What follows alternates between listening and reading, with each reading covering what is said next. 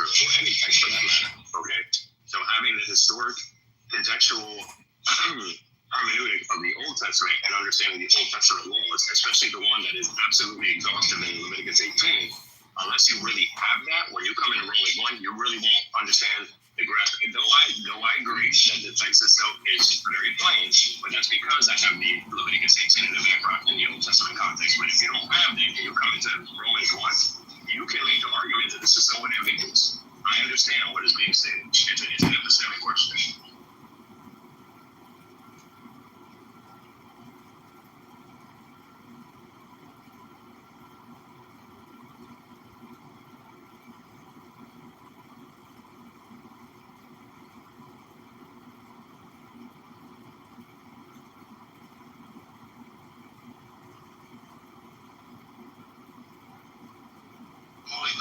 Obsidian here. I'm going to invite you up. I'm not sure what you think Zionism is. Zionism is our right to live safely and securely in our homeland, and it's not negotiable. So if you want to say we should be free from living safely and securely in our homeland, that's not on the table. Send the Gazans to Sinai. Well, that might be necessary. That's the question. Yeah. It's right there. I never understood that.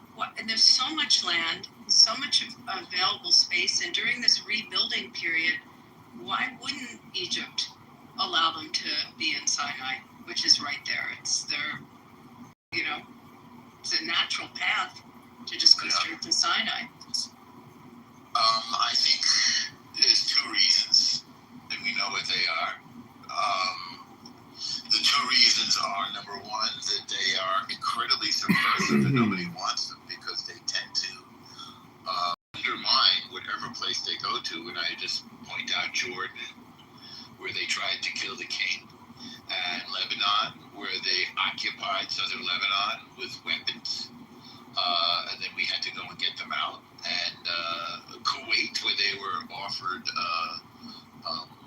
asylum, I guess you could say, or safe haven, and they turned against hosts. When Saddam from Iraq attacked Kuwait, they sided with Saddam. They sided with the enemy, and they were kicked out by the hundreds of thousands. So this is why people don't want them anymore. I'm going to read what Obsidian is saying here. So let them have Hamas, and you have whatever you want. No.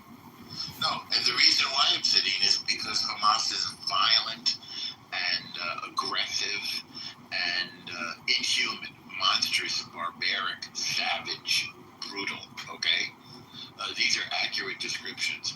After their behavior, they can be allowed nowhere near nice people. They have to go. They're the minimum price that they pay for what they have done is to be held accountable by any reasonable they must be held accountable for what they have done. That's non-negotiable. And at minimum, they have to leave. So is he making the argument Hamas should still be there? Would this dude make the argument that the Allied troops should have just let the Nazis stay in Germany, or the Imperial Japanese just stay ruling Japan? Just curious if he thinks that would have been a good idea for the Allied troops to just let them stay in power. Is that what he's thinking? I don't think this person is from the West, and I think they're drawing a moral equivalence between, and I know they are, between Zionism and Hamas. And there is no moral equivalence there. That's absurd. Why is it ridiculous? Come up. I don't want to have to answer all. Well, I guess I can. Yeah, but this person, does he think that it would be a good idea for the Allies to have just let the Nazis there? Or does he understand when there's evil and when there's a problem with the Khmer Rouge? So would that be a good idea? Just leave some evil perpetrators running governments and running rampant in countries. They think that that's a good idea, or there's a point where you root that out. You know what part of the problem is, Andy? I was just going to get going even more deeply into the history, and boy, am I interested to know what's going on with our friend who's working on that history in Israel. So interested. I'm like, reach out to him. Okay, well, I'll do it through you. I'll go back channel through you, maybe, because it was very warm when we hung out. Hamas brought order to Gaza. You know, the order of dictatorship, the order of totalitarianism, because they were fairly chaotic before they took charge. And they, the expression, they have a monopoly on violence, and that's what worked for them. That's what worked for Hamas. They're very organized. They control every aspect of life in Gaza. They're totalitarian, and that worked. So, I mean, as they say, the trains ran on time. So this is why I think they were able to survive this long. I mean, they're extremely dangerous and violent and oppressive, and they're the Muslim Brotherhood, and they impose Sharia law. And let's have a problem with another country having Sharia law. I do have a problem when they then come into Israel and massacre Jews. I mean, Hamas are the people that use suicide bombers. Let's see. Okay, thank you, Ro. I'm getting your message in the chat. I have to go read it. I'm triple tasking here, answering the chat, talking in the room, and also I can't check the back channel as well. Go to I'm going to answer the dude's question. Do Palestinians have the right to vote? Area A, I would tell the dude in the chat, take out your little phone and Google Area A and tell me when they vote, who they voted for, and who would be stopping their ability to vote in Area A. Area A being under full Palestinian control. And I would look at that area, which has, I believe, Bethlehem, Ramallah, Hebron, Jenin, Jericho. Take a look at who lives there, who controls it, and the voting. And then tell me how Israel has anything whatsoever to do with what happens in Area A, where all those cities are, and then put your point in. I mean, the point that Abby is making, it's worth repeating, I think. Yes, Palestinians vote in their area, and Israelis/Jews vote in our area. And I mentioned Jews because there are no Jews in Palestine, because we have been expelled.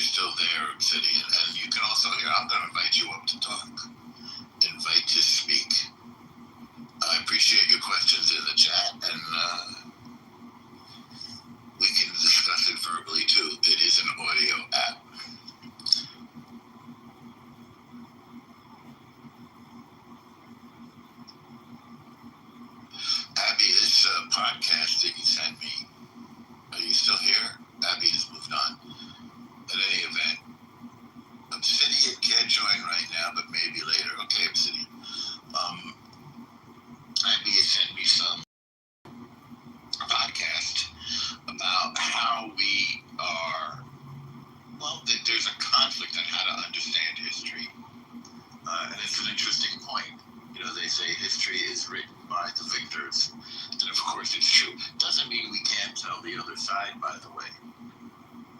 Just because history is written by the victors doesn't mean that it is inherently unfair, you know? So where are we at here? Got another question from Obsidian. Thanks, but I don't speak. Okay, well, I understand Obsidian, and I know you're taking the side of Hamas. Let's see, you don't speak, you just use BS in the chat. Okay. Okay, Harry. Now I lost my train of thought. I was trying to have too many conversations at once. There's no moral equivalence between Hamas and Israel, or Hamas, or Zionism. Zionism is our Western democratic expression of the right of an indigenous people, the Jews, to live safely and securely in our homeland. And as such, as a pluralistic society, as we often mention, 20% of whom is Arab and enjoys full and equal rights and participation in the democratic process, as a full and equal democratic society, there is no equivalence to a totalitarian, authoritarian, militaristic terror cell like Hamas that lives on our border and is dedicated to destroying us. And I have to say, I think it's time that we listen to them. So when somebody tells you that they want to kill you, it's time for us to listen to them and to respond appropriately, and not to pretend that, well, if we're nice to them, they're going to be nice to us, which was our old model. We literally used to say, well, if we just give them this, they're going to be nice. Well, if we just give them that, they're going to be nice. No. The Palestinians took the side of the Nazis in World War II. Okay? That's literal. They literally worked with and for the Nazis. The Palestinians then followed Yasser Arafat after in the 60s with the PLO, the Palestinian Liberation Organization, which is a Soviet-style terroristic movement that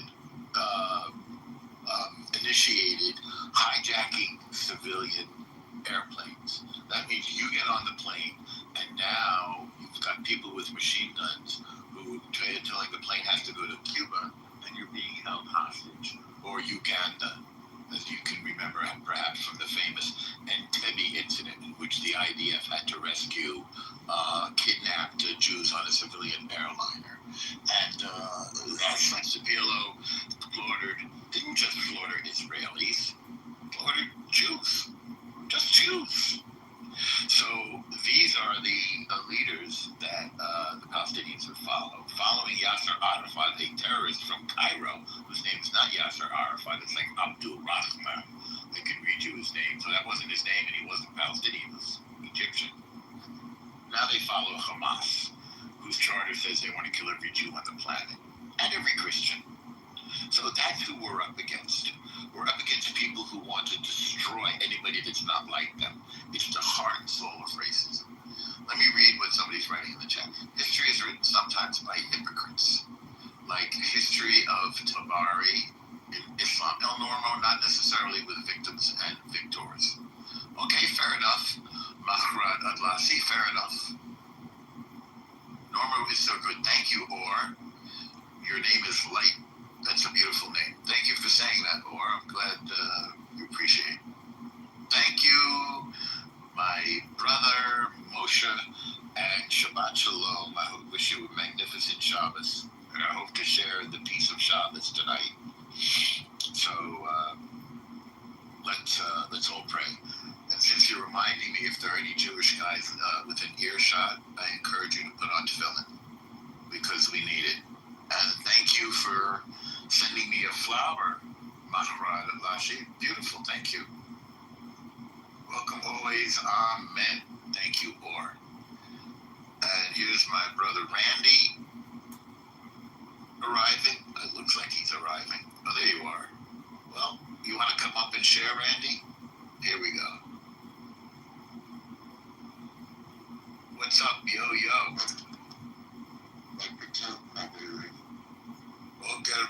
Dust off. As you may notice in my PTR yesterday, I ran a delivery into the wheel. That's really good. I saw her. And I didn't talk Middle East at all. She was racially research with negative stuff. But I didn't get into it with her. It was in a parking lot. It wasn't the right place, right time. If I see her again, I'm going to talk about Israel with her. But first time, we didn't talk about Israel. Well, that's just the first date. You don't want to turn her off, Randy. Congrats. Exactly. I'm glad that you're willing to date somebody who might be a little older than you. She's not work done. That's fine. But you should honestly feel it's better than a lot of 60-year-old women. You haven't had work done. Did you guys just go for coffee on the first date? Beautiful, you know. Oh, impressive. I mean, at different tables. I mean, do you want to say where you ran into her? Were you up there in Chicago? No. Yes. It was on Island. Oh, really? Let's have a look at the background here. It's a parking lot. It's just a parking lot. So, is that her to-go box? Yeah, I guess people like that. I guess the restaurant gave her some stuff to go. Looks like it. The restaurant, which looks like they could pack up some stuff for her. She looks really happy. That's right. Yeah, I mean, I don't want to be forward or anything, but do you have your hand on someplace there? I have it on her butt. Wow. Yeah. Okay, you gotta make your move. You know? Wow. All right. I didn't need to center myself. I'm sorry. Right? No, it's fine. Text me back channel where you were. I won't say it aloud in the room. Have a feel. Does it begin with an H? Did you just say to keep it private? Yes. Okay. Yes, well, you're right. Your answer is yes. Okay. And now let's stop. I'm shopping. Is it great, is it Hoboken? It's Hoboken. I know. Hoboken. We all know where it was, but I won't put it into words. No, it was East Hampton. Okay, that's it. Dude, you couldn't resist flexing. I love it. He couldn't hold it back. Feel excluded. I don't want people to feel like, oh, I'm just not caring. I'm only caring about You could just said fire around. Does it begin with an H? It could have been Hop Hog. You could have said Hop Hog, Randy. I could have said Hempstead. You could have said Hempstead. Anyway, moving on. No, a lot of people, she had one Secret Service guy, and he wasn't that big. The other driver left Secret Service guy. And Wow. Doing double duty, not the driver and the Secret Service. yeah, it's done. And I'll say something one final thing. They parked illegally. They parked it in a parking zone. So, Well, that could come up in the next election. I hope you took photos.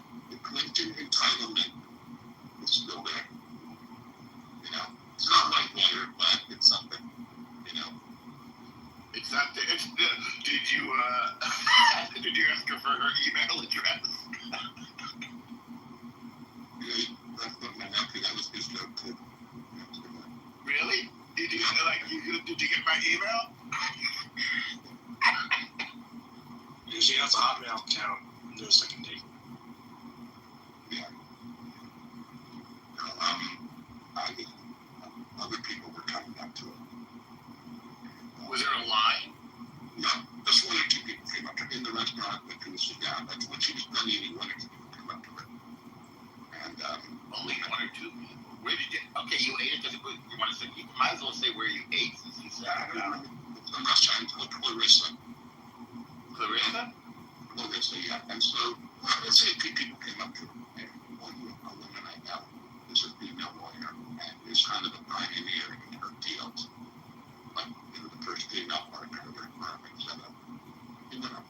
to secondary to the crime. When people meet celebrities or people meet special people, they get very emotional. Well, Well, I was thinking, my parents are gone now, but I was thinking to myself, wow, if my father would be so happy for me, he would just be so happy to see me, my parents think I'm great. As a young adult, happened, and here I am. hobnobbing with the masters of the universe. It was moving to me. I didn't quite cry, but it was, I have to admit, it's emotionally moving, to me. Whatever else you want to say about it? Did anybody notice in Laney's PTR, he's got like a size 22 foot? Yeah, a lot of people are commenting on my feed. That's the main comment I get. Almost more than Hillary. It's like, but I have a size 12 foot. But somehow the angle has made it look like I have a 28 foot. Yeah. But who knows? Maybe that's why she wanted to talk to me, because I have big feet. Well, it would be difficult to push you over. There's no pushover, Randy. Yeah. Kicks. Unless I take the service back as some kind of cool training, there's no doubt I could have, like, one-on-one, I could have taken them. I mean, not that I want to, but, I was not intimidated by him, but maybe he had a gun or something. I think it's possible that he had a gun. It's guaranteed that he has an automatic weapon, like strapped. I think that's a requirement. No question. Anyway, guys, I'm going to meet up a little because I have to wind up and get out of here. Right?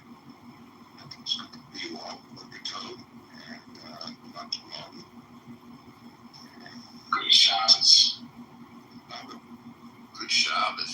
You know what? I can share this with I won't even name the person that we had dinner with a little while ago, Randy, but he'll be interested. I'll mention who it is. Okay. What do you think? I'm saying there's a person to whom I'm related with whom we had dinner recently. Yeah. So I'm going to share it with them. Okay. Oh, okay. I see what you're saying. They're with their loved one. All right, Randy. Good content. Good content. Yeah, I'm going to meet up a little while I get ready to get up. I have to. Yes. You all. Yes. So the breaking news is that our friend Randy is dating Hillary Clinton, which I think is appropriate. And those are the kinds of people that hang out in our safe space for Jews. World leaders like Randy and Hillary. I think they're a beautiful couple. Those bills up. Is that really Hillary Clinton? I didn't have to look at it. It is. It is.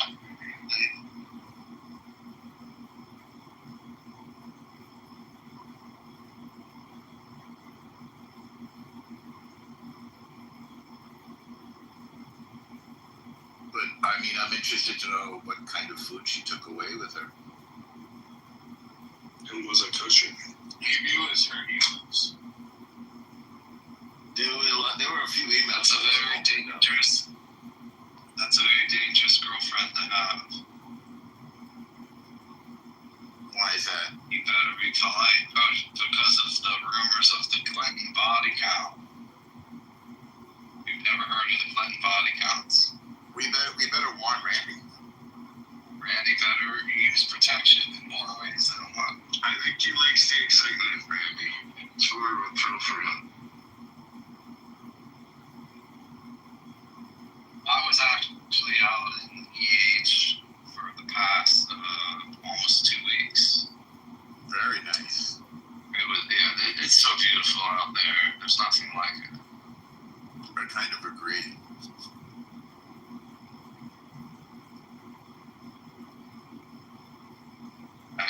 I actually did a charity event with the SAG Cinema. I don't know if you're familiar with them. Very familiar. They've been doing charity events for like the last 5 years or something. It's a funny story. I actually, you know who I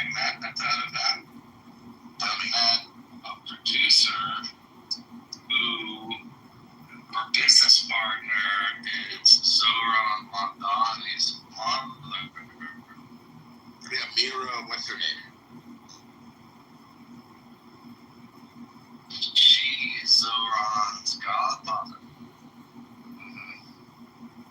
Well, the mother, I'm not sure what her name is. Well, this woman, I don't necessarily want to say her name out loud, but Mira, she is Zoran. Mira Nair, I believe it is. She's got a couple of Academy Award nominated, and I think in one case winning films.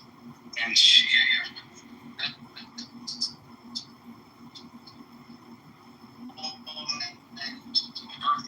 one of her most recent things was something on HBO, which was a movie about Henrietta Lacks, I believe. But it was all your types of people, or it was all movie people. It was kind of cool.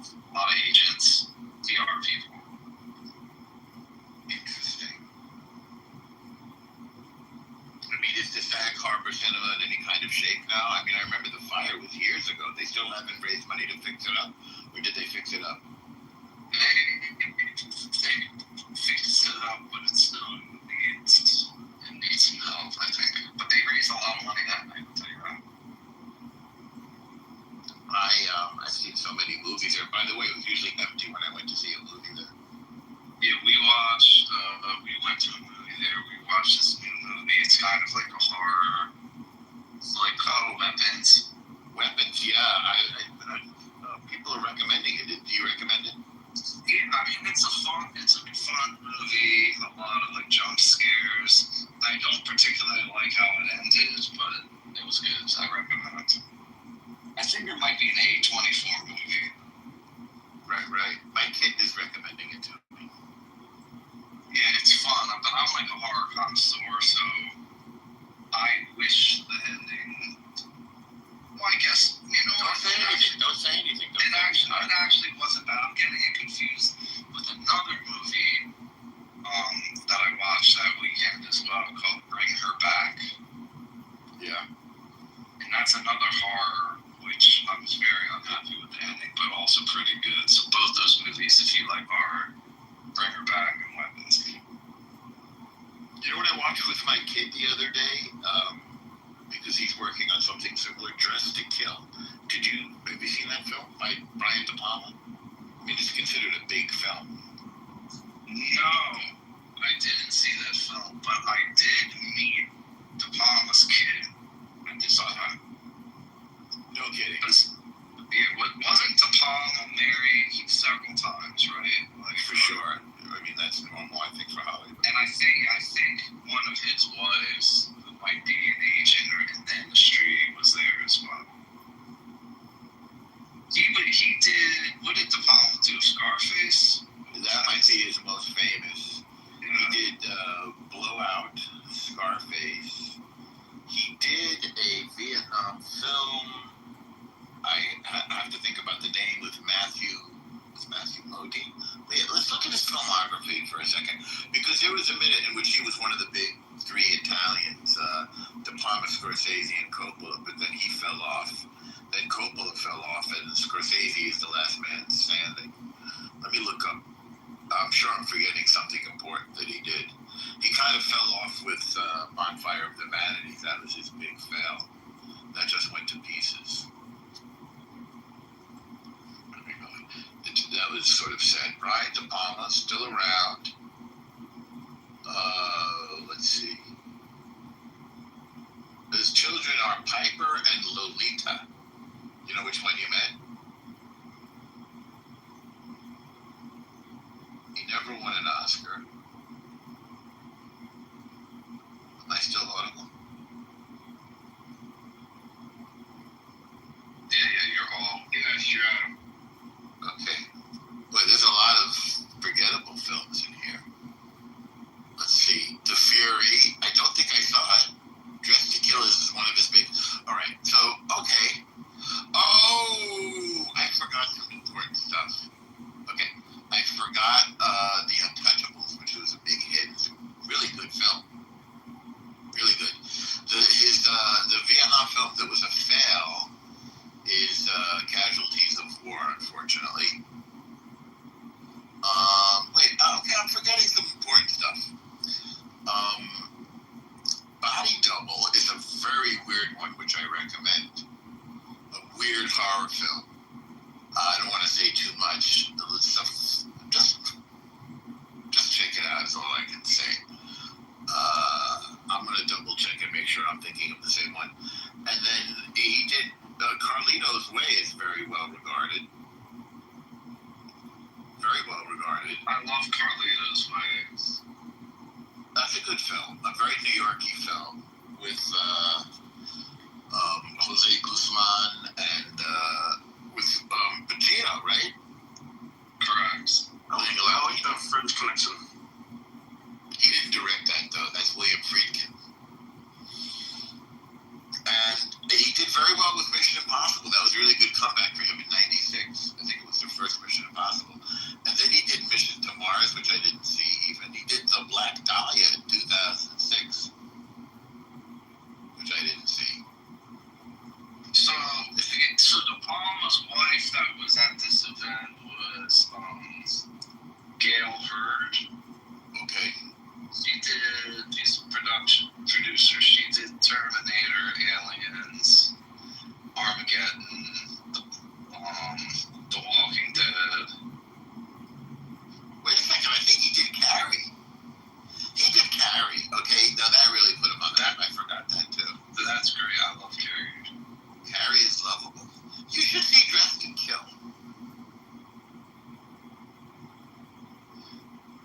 Let's see, Body Double. I really don't even remember. I guess I didn't see it. Erotic thriller. Yeah, he went into the world of erotic thrillers for a while. Well, I think what I remember about big fan of. who?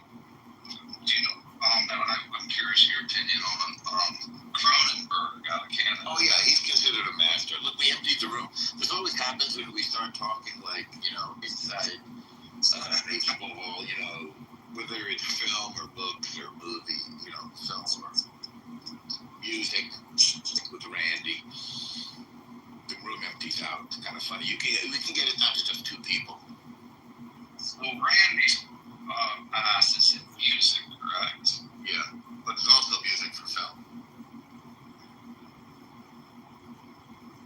There's a long list of people who never win an Oscar and deserved one. You know who's someone that should be on the lookout for? Who I think what I was kind of hearing is an up-and-comer who's going to be a star. Richard Gere has a son. His name is Homer Gere. And I don't think he's really done anything yet, but he's going to be breaking out in a big way. Well, that's good. I mean, I didn't know you were that involved in the industry, and I'm glad to hear it. We have a lot to talk about. I don't think we ever really talked about it. But I will say that I see that Richard Gere has been blacklisted by China because of his advocacy for Tibet. He became kind of a Buddhist and a meditator. And he cannot work because China won't let him work in this country. That's how much a pull China has. And that's sort of interesting. So Homer may have to change his name, or maybe they won't realize that he's Richard Gere's son. I don't know.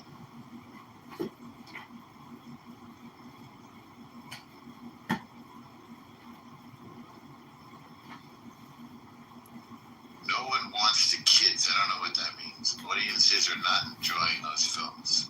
I don't know which films you mean, but you can come up and tell us, Craig.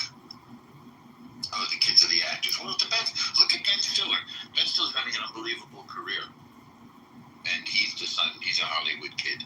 So sometimes the kid can even surpass the parent, Look at Michael Douglas, the son of Kirk Douglas, So there are some exceptions. I'm not trying to be contrarian, but there are.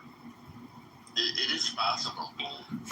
Drew Barrymore, So, I'm sorry, I lost my bar, so I'm not really involved in the industry. I have a good friend, one of my best friends, who's really pretty high up with an agency, but it seems like an industry I would enjoy being part of for sure. It's fun to have a conversation. I mean, it's a lot of work. Ben Stiller is now. He's on the phone. He's on the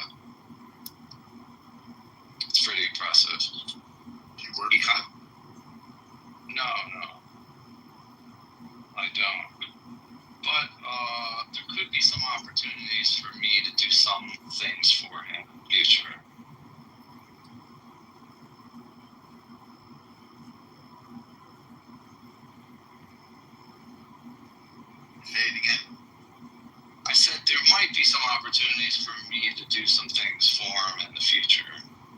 Cool. Well, they do things differently.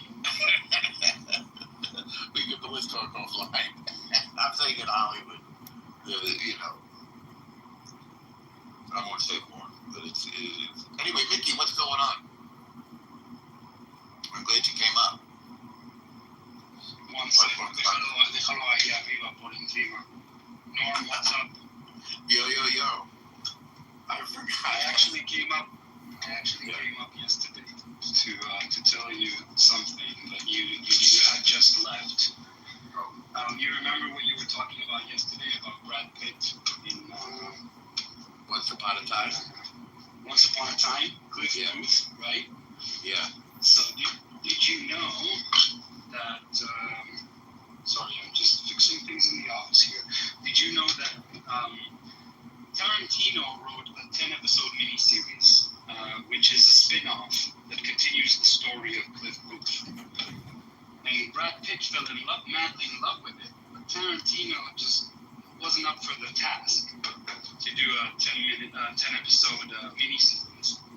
So what Brad Pitt did is he took it to David Fincher, his good friend, because they did 7 together. He took it to David Fincher, and they're actually in production right now. They're doing a miniseries for Netflix, 10 episodes about the life of Cliff Booth, and David Fincher is directing. That's interesting. I feel like Fincher may have done Mindhunters as well. I mean, when they say they're directing, he does the first 1 or 2. He's the creator. He's the creator, and he did the first and last episode. He's like a fucking master. I consider him one of the masters. There's no question about it. It's interesting, though, that Tarantino is even bigger. I think Tarantino can, okay, I'm not doing television yet, because he can. Because he's Tarantino, and he's, up there, I think, at the pinnacle with Paul Thomas Anderson. They're, neck and neck. That's his move. He's just not saying it yet, He keeps talking about this 10th and final film.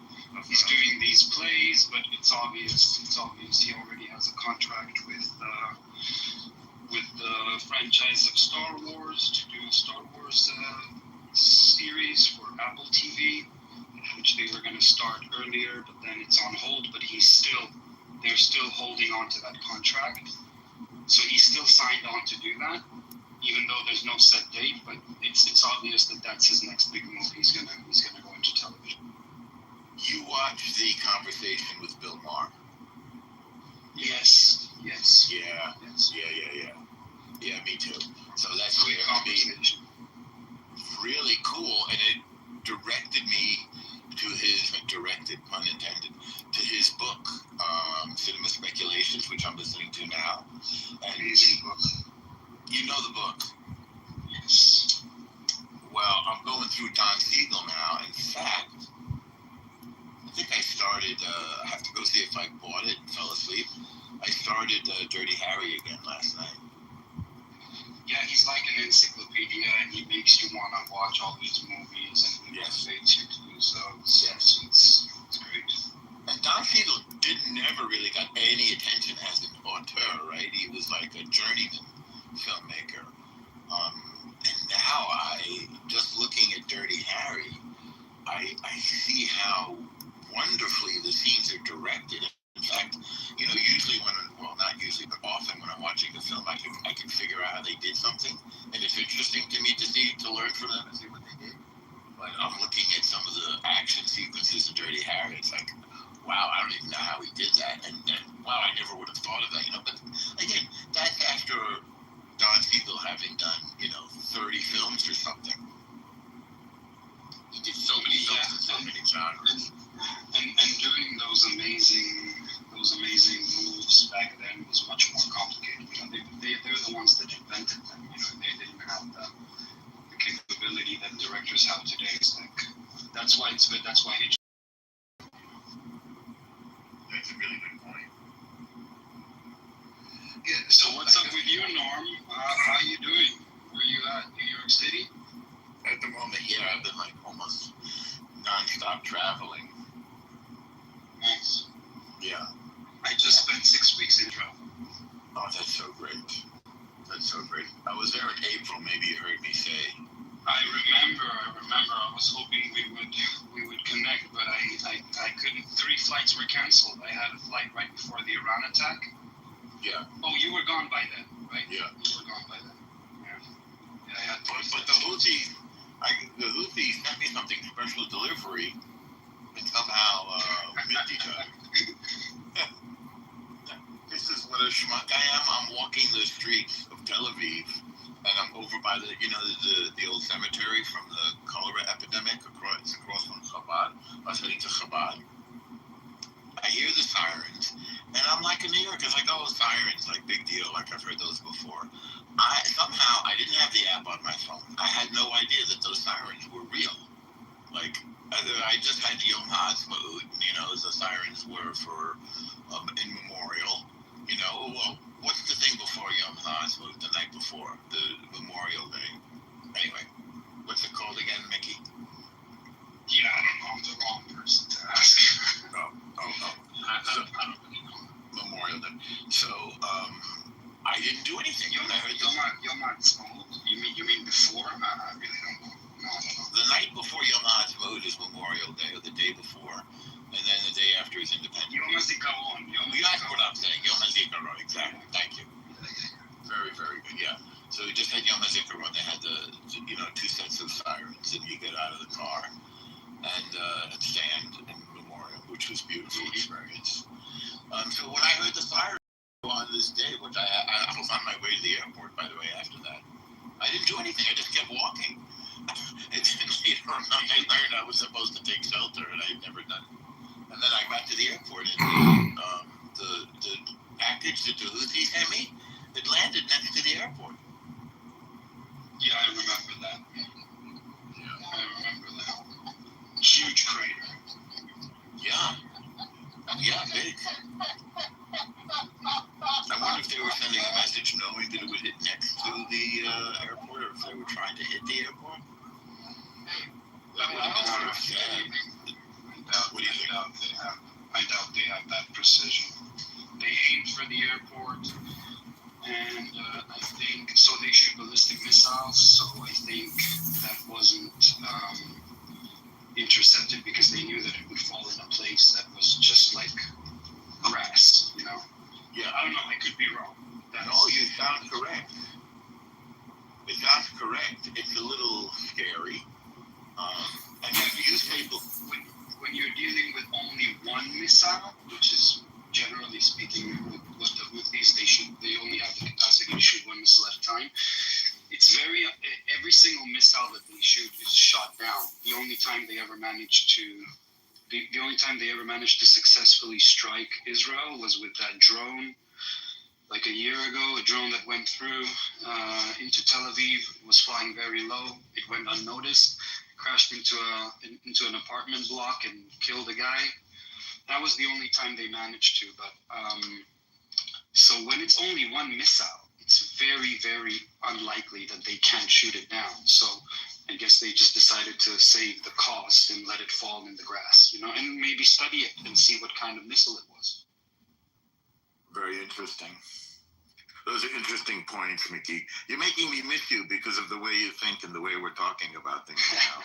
Are you planning on coming? I actually need to speak to you about some very big developments that have happened that we discussed in our last conversation when you were here. But Terrific. Are you planning on coming Europe or Israel anytime soon? Yeah, I'm going back and forth nonstop, really. Yes. Nice. I usually, I'll usually start off in England, and then go, and then use that as my base. I'll get over my jet lag, and hang out, maybe go to the countryside, or we went back to Spain. In fact, we didn't go to Barcelona. We went to Mallorca. Yeah, right. Yeah. You're working on that thing here with the Catalans, right? Yeah. Yeah, that's going well. stuff we just started up as well. So that's exciting. So yeah, and I also feel like I don't want to say should, but this is a time when I don't want to say needs me, but this is a time when I feel like if I can offer something to help, then I want to do it. You know, because this is a critical time. I think we all feel like that on some level. Yes. I didn't have any Israel film projects going on or in the books before October 7th. Now I have 3, you know. It's like, it's completely unexpected, you know. It's completely changed everything. Well, we're just talking that a friend of ours is working on an October 7th book. A historian, so I mean, there's going to be a lot of film opportunities. Yeah, but I'm not going to talk about it in here. But somebody that everybody knows. Yeah, we'll catch up. Yeah, let's have a phone call. We'll do, at least. Yeah, we'll do a phone call. Yeah, I'm totally open, and I miss you. Same here, Norm. Yeah. So let's see what's happening in the chat here. Craig C, who I don't really know. Oh, they're still talking about how the kids are not as talented as the parents. Well, you know, but this made me think of Ben Stiller. Were you here when we were talking about Ben Stiller?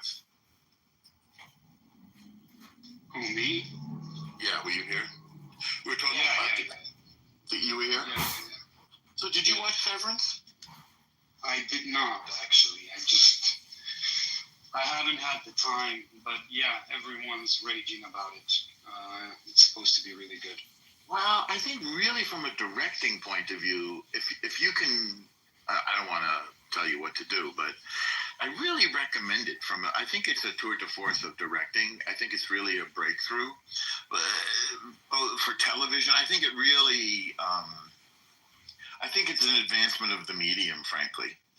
And it's just really good storytelling and really good directing, which I mean, they're the same, but they're also different.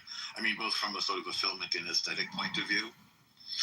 I don't know. Do you ever feel the conflict between making it beautiful and telling the story? Do you ever think about those two?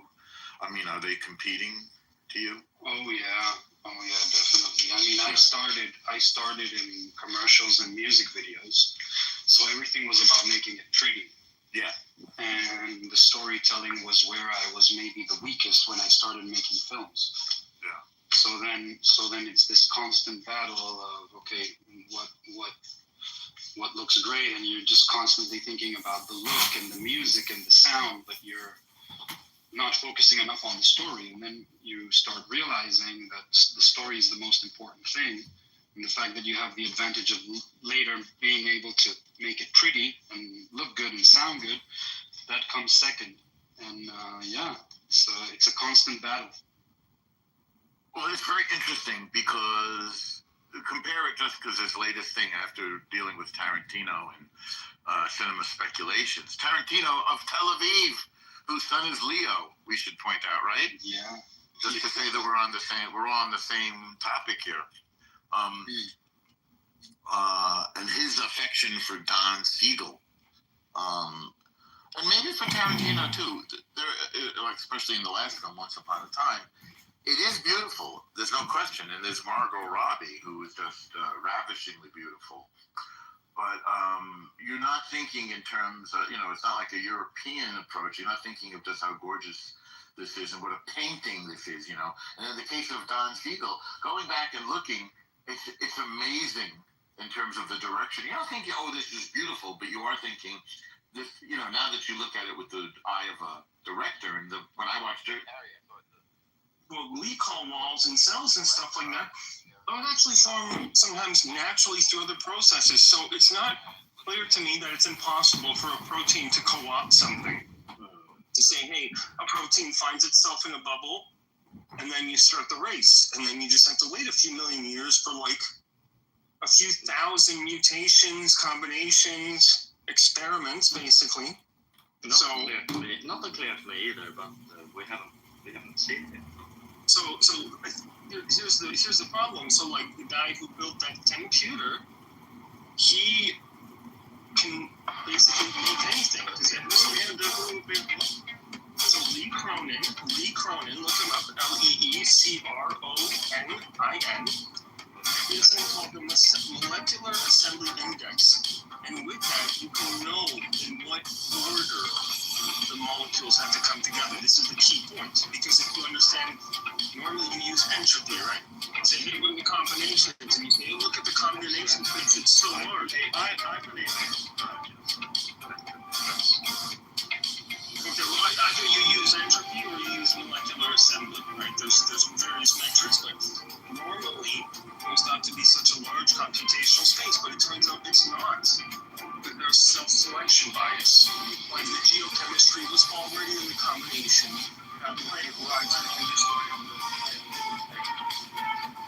Well, I think this conversation maybe isn't going right, Jonas, because he's giving you explanations and references, and you just keep saying, well, we haven't seen that. So maybe it's just a topic for a different room. Okay. Thank you, actually. That's a great observation. I should have noticed that. I have a real quick question. Do you think this is the Kruger effect? Dunning-Kruger. Maybe. Jonas. And also, he has in one of his hot takes that says, who is the most logical, ChatGPT and other AIs? That was a poll he actually took. Well, that's a whole other discussion. But That's already telling you, isn't it? well, I don't know. If you're anthropomorphizing an AI system, I'll say this to the room just so people don't take this AI system's the wrong way. Think of ChatGPT as like Robin to your Batman. Okay? But if Robin didn't have common sense, he would get Batman killed. Yeah, sycophantic behavior too. That ChatGPT today, if people don't look at having a ChatGPT like a pathogen and they look at it like a person, they're likely to make very costly mistakes. So it would be Also, moderators, if you guys want to know how to get rid of the anonymous accounts, we figured out if you play about 30 seconds of copyrighted music, they have to leave, or they get their account clipped if they're live streaming. Moana, you're welcome. Oh, that's interesting. Good tip. Alright, let's play some AC/DC. Well, that's a great idea. Just play it lightly in the background so it's copyrighted that you're playing. Oh, yeah. And they can't record. Yeah. Yep. That's brilliant. And if they're live streaming, they get their account clipped out over so many times. Great observation. Yeah, that's true. Ooh. Especially if they're streaming on YouTube. They don't like Taylor Swift, I'll tell you that, because we've been live streaming a lot here, and believe me, they don't like Taylor. So he's not coming in here on an anonymous account because he's welcome in this house. So that's not the concern. Who, John? Correct. Oh, no, I don't even think John's online right now. No, and whoever's down there, there's one of our friends, because they're in the friend zone and they belong to the house. yeah. I don't know. This one doesn't, but I'm not sure if that's gonna work. I love Taylor Swift. What?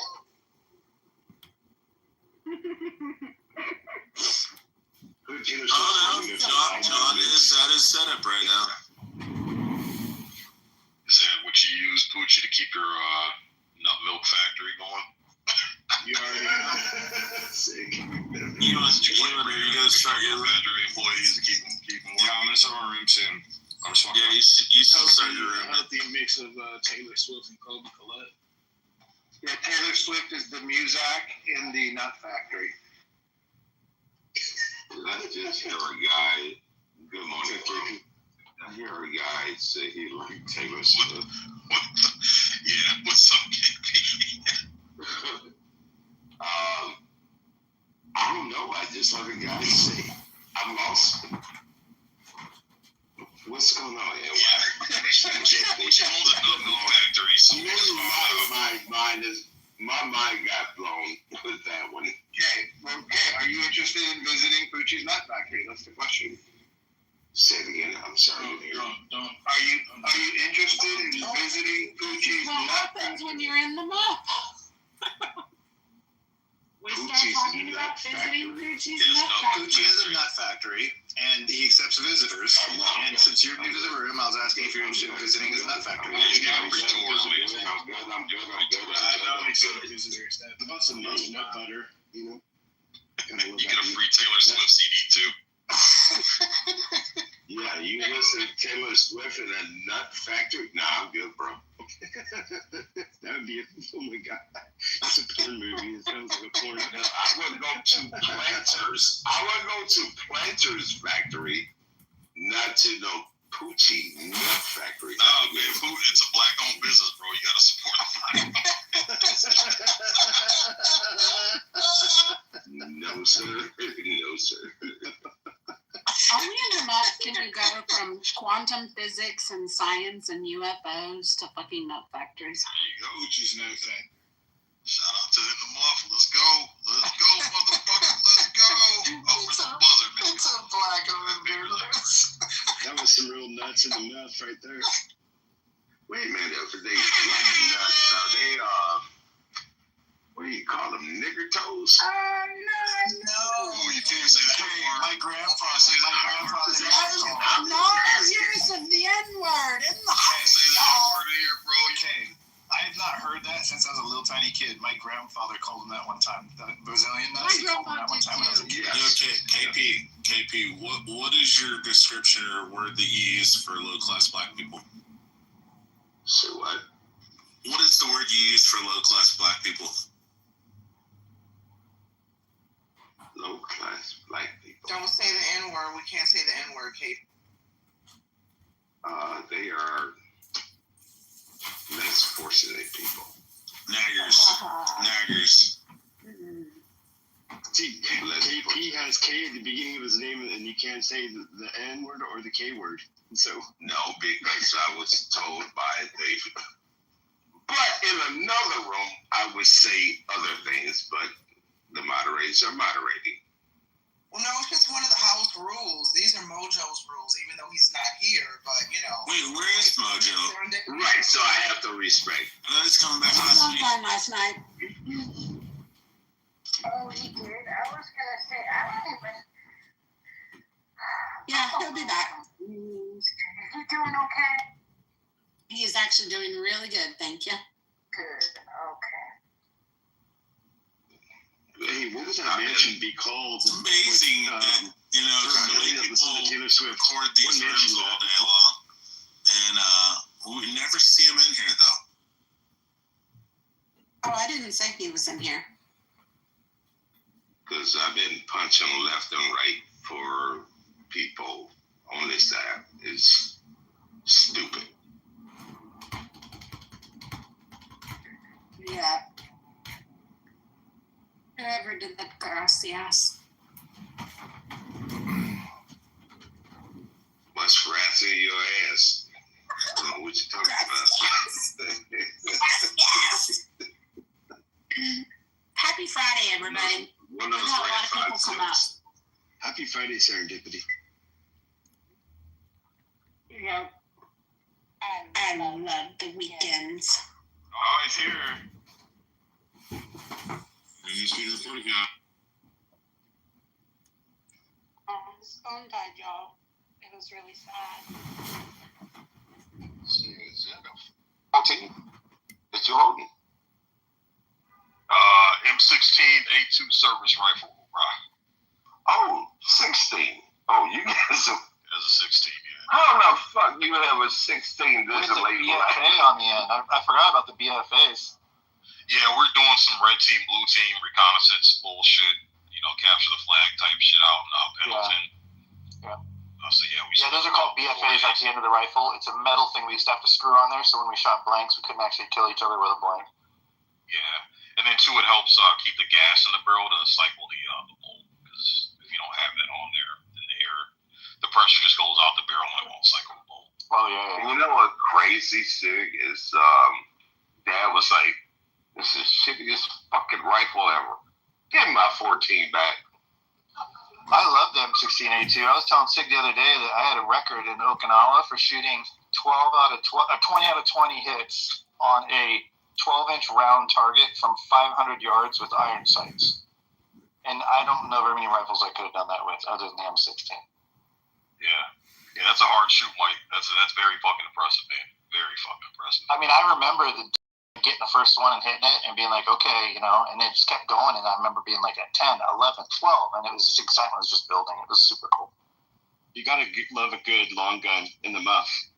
Ladies, you have a preference of long guns?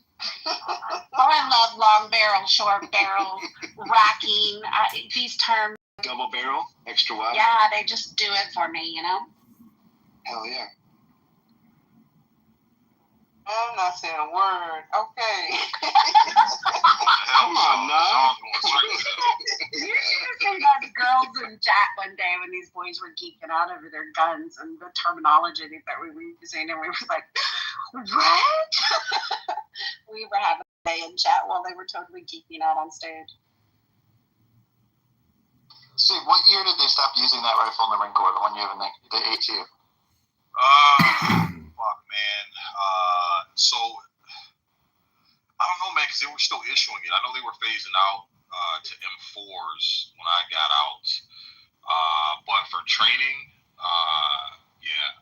My son, though, says he when he went to candidate school in Chicago, the Naval Academy candidate school, they train with M4s.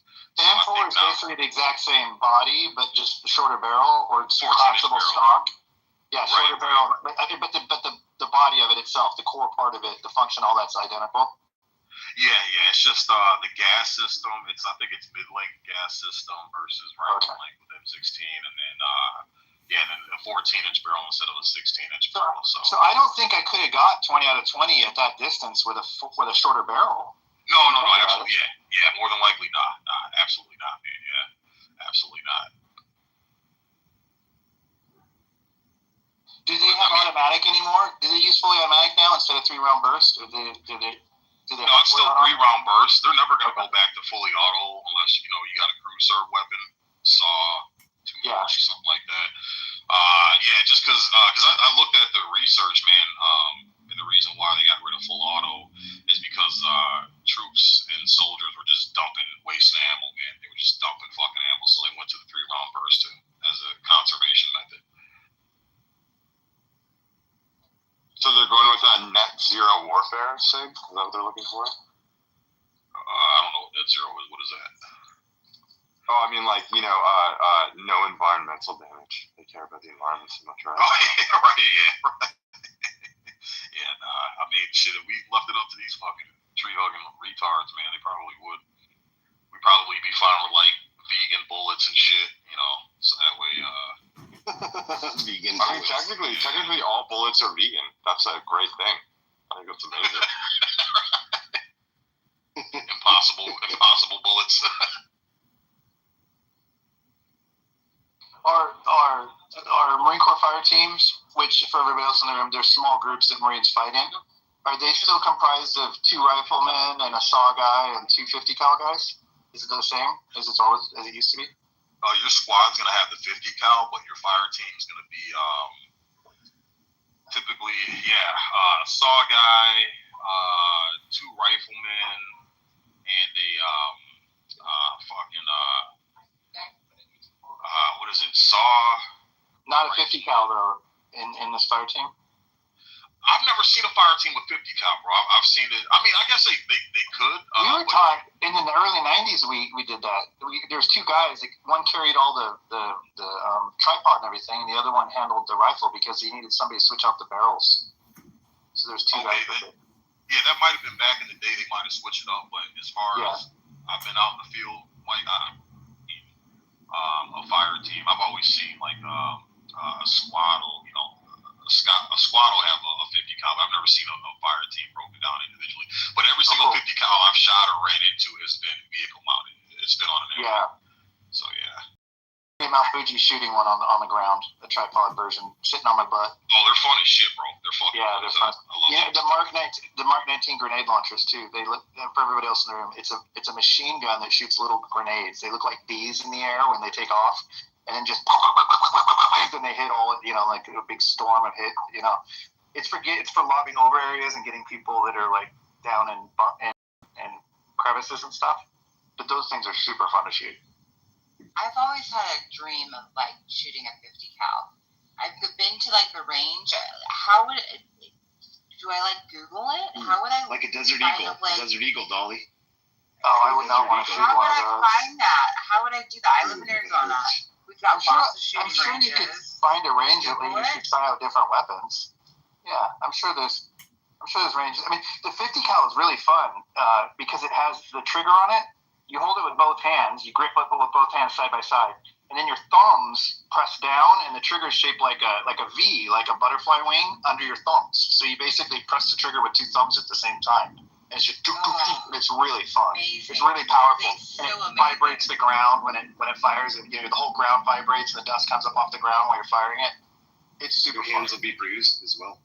No, pistol, yes. If you're shooting a 50 caliber pistol, fuck that. I don't like shooting high caliber those things pistols. hurt. Yeah, Even and the shotguns. 357 ammo, if you're not trained. Yeah, and I hate shooting shotguns too. Like I love shooting skeet because it's fun, but then at the end of the day, it just fucking hurts. I never got used to it. I love on Mad Max when they're always like on the top of the cars and stuff. Like that is one of my dreams, and to be prepared for the zombie apocalypse as well. I would like to put a 50 cal on top of something and ride around with it.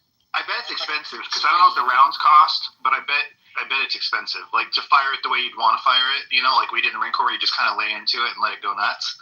I bet it'd be super expensive. Because I have to Google it. I don't know how much each round costs, but it's probably big cal costs lots of money. What was it, like 40? I think 40 cal in California. Last I looked, it was like $75 for a box of 20. I'm gonna go see. I'm gonna see how much 50 cal costs. Hold on a second.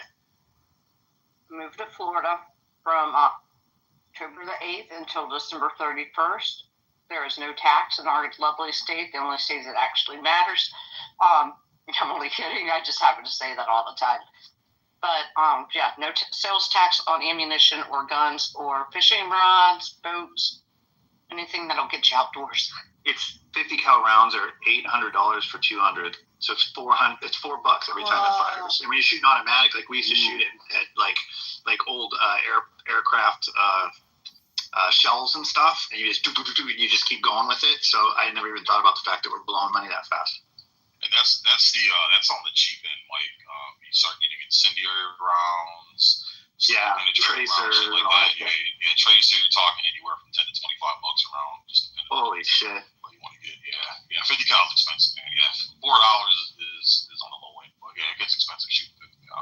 And let alone if you want to get a good, decent semi-automatic 50 cal rifle, you're talking no less than 15, 20 grand. But I'm sure there's a place like in the state she lives in where you could like pay to experience one. I'm sure that exists somewhere. Oh yeah, they got ranges. You said you're from Arizona? Yes, yeah. I've been to some ranges, but I didn't know that you could rent a 50 cal. Yeah, they got some. More than likely, they're going to be outdoor range because you got to have a lot of land for 50 cal.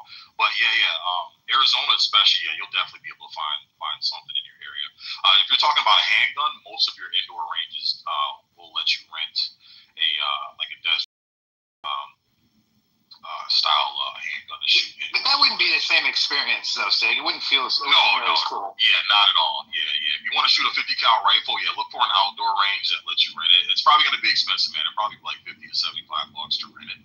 But if you got the money to blow to get that experience, to even stand next to one of those things going off, it's like, dude, it's a good experience. It's awesome.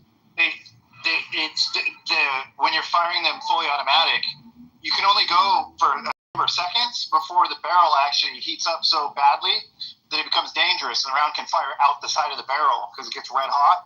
So in the Marine Corps, another guy carries extra barrel, at least one extra barrel, and he swaps it out. So while you're shooting it, you pause, and then he unclicks it, clicks the other one. So it creates so much friction from those rounds going through the barrel that that's how badass it is. Oh yeah, you can actually. There's videos, Mike, where these guys are firing full auto, and you can actually see the barrel start to fucking droop because it's so fucking hot. Oh, that's crazy.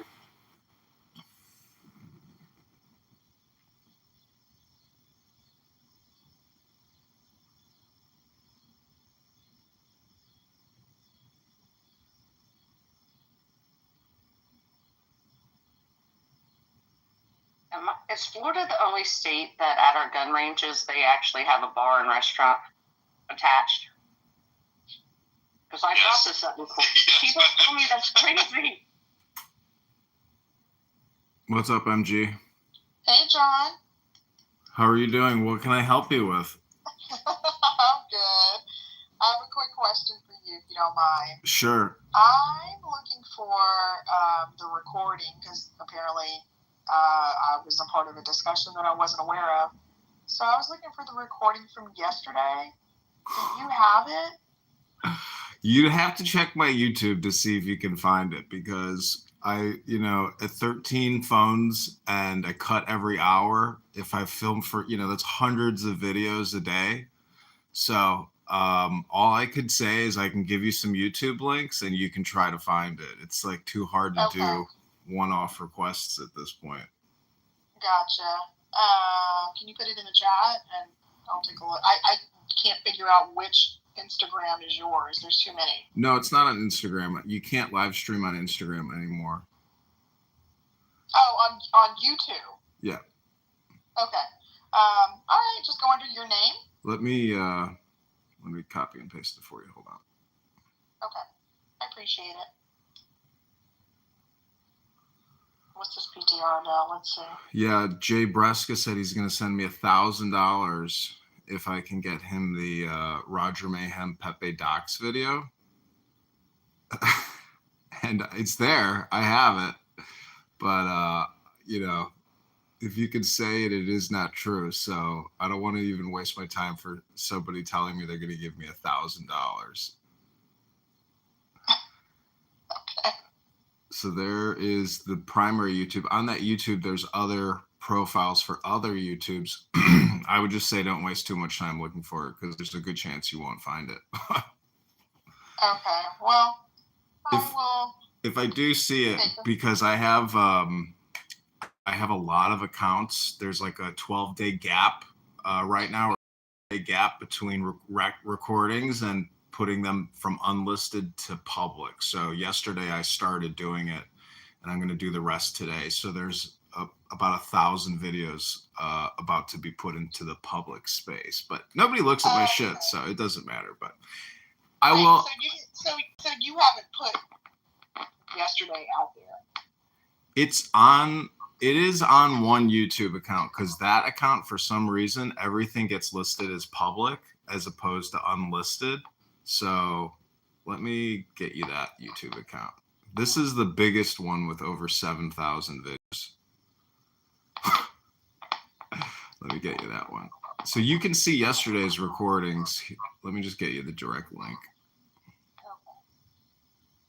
And you can probably find it. And if you try to space it out based on the time, you can probably find it quicker. Okay. This one is John Z. Kitover, Congressman. Okay. If something you want me to delete or make private, just let me know. I appreciate it. I'm not looking to die on any hills here for streaming Clubhouse rooms. I appreciate it. Well, thank you. Okay, sure thing. Have a great weekend. You too. Take care. Bye.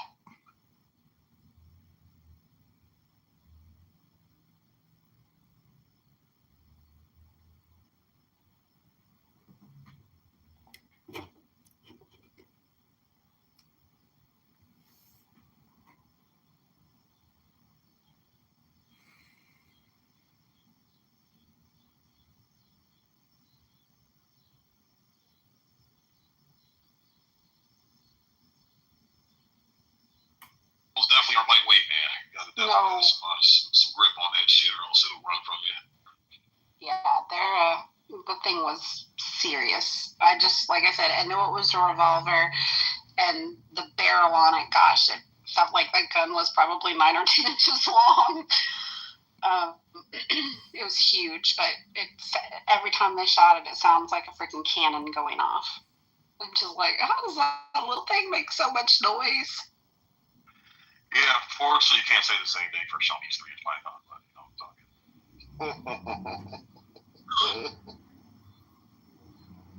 Do you know what in the Marine Corps say? What I was always shocked by was the power of a hand grenade. Like the way that we never used them like in war or anything. I didn't use them in war or anything. But like the idea that you could throw into like a cave or something, right? Or even be in the cave with it and then it goes off. I mean, in real life, they're so fucking incredibly powerful. Like when they go off, the whole ground shakes. I didn't expect them to be as strong as they were. Yeah, the percussion off of grenades, bro, is ridiculous, man. Really shocking. That shit'll rattle your chest and your fucking jaw. It's just like the mortars, Mike. I don't know if you've ever been under mortar fire. No, I've never done that. Okay, yeah, dude, the mortars going off, bro. They were because we had a mountain range on one side of the base there. So the Hodges used to go up there and lob mortars trying to take out our planes and shit. Bro, when the mortars go off, bro, rock your fucking chest, man. Chatter, like your teeth are fucking chattering, bro. It's heavy, man. It's heavy. I don't know if you guys ever been in somebody's car that has like a really booming sound system. If you've ever sat in there and felt that bass, how it rattles your rib cage and all your organs inside, that's how the mortars are going off, bro. It's horrendous the amount of percussion they give off.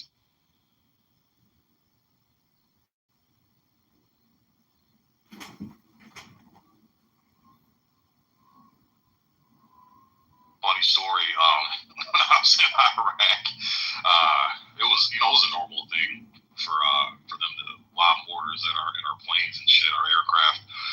But whenever mortars went off, you'd hear the first one. It definitely would ring some bells. So everybody's running to grab their flak jackets and helmets and all their protective gear, take cover and shit.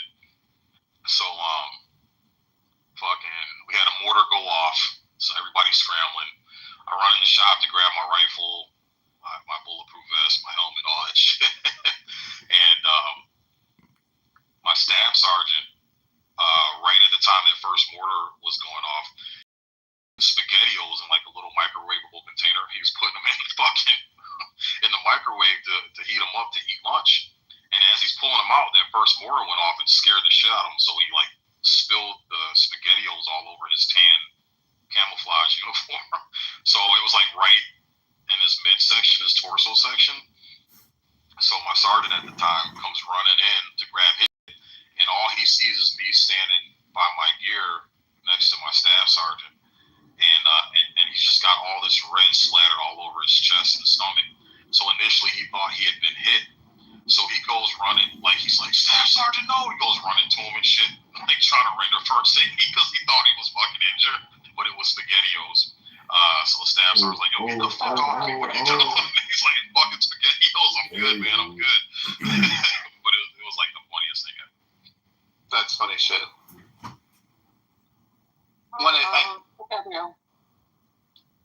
One of the funny stories I have about the Marine Corps is when I was in Iwakuni, there was this. We all started piercing our nipples. We got drunk and we were in our barracks and we started like putting safety pins through our nipples and piercing them. And then we went to the PX and just bought like regular earrings or whatever, sticking them. And it was like a trend kind of. And I was a lifeguard on base, so I had to take mine out whenever it was a lifeguard. I had to put it back in. It never fully healed. It was a nightmare. But anyway, I was wearing one. I would wear one under my camis. It was like my little sign of revolt. I wouldn't tell anybody. And I was a journalist. I was a combat photojournalist, but I wasn't in during war. So I'd write news stories for the base newspaper and stuff. And my boss told me to go interview the first sergeant, who's like the most hard-ass son of a bitch that I knew. Go interview him about this rumor that they heard that Marines are piercing their nipples and how fucking inappropriate that is and all this. And write a story about it. And I was like, okay. So I worked in the headquarters building, so his office was only a few doors down. So I went down there with a pad of paper to take notes and interview him. And I walked in and I said, First Sergeant. He's like, yeah, what's up? I'm like, hey, I'm here to ask for you. I need you to give me a quote for a story I'm writing. What's it about? Oh, it's about Marines piercing their nipples. And he's like, what? And I'm like, yeah, apparently there's some Marines on base that are piercing their nipples, and, I just want you to make a statement, And he's like, are you fucking kidding me? And he stands up, and he goes, stand up. And I walk out, I stand up, and he comes around his desk, and he walks up to me, and he goes, if I fucking knew a Marine had a nipple piercing, you know what I fucking knew? And I was like, what?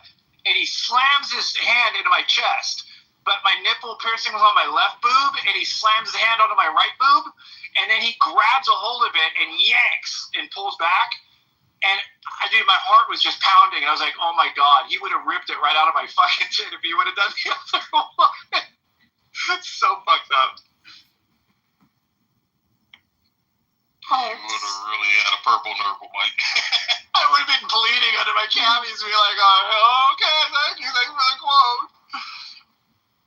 I mean, that would be like me being up here on stage talking about the best time, but I need some dude in the groin. It hurts. It just hurts. To think about, yeah. I ended up getting my nipple pierced officially later, my other one, and to be honest with you, it's fucking awful. Like, I used to have my tongue pierced at one time. That didn't really hurt. I had my ears pierced at one time. That didn't really hurt. But the nipple, dude, it never healed. Neither one. The one I did and the one I officially got done. Neither one of them ever healed. And I finally just took it back out. And I'm like, fuck this. It's just, but they hurt like you think they would. It's horrendous, to be honest. Not as bad as a kidney stone, but it's pretty bad. There's a lot of sensitive nerves in that area. Yeah, for sure. Hey everybody, good morning. I was thinking about putting together a musical called Roger Mayhem, the musical, a magical mojo positive vibration experience. Is anybody interested in attending an online interactive experience like that? I want to see Anne's muff. Goodbye.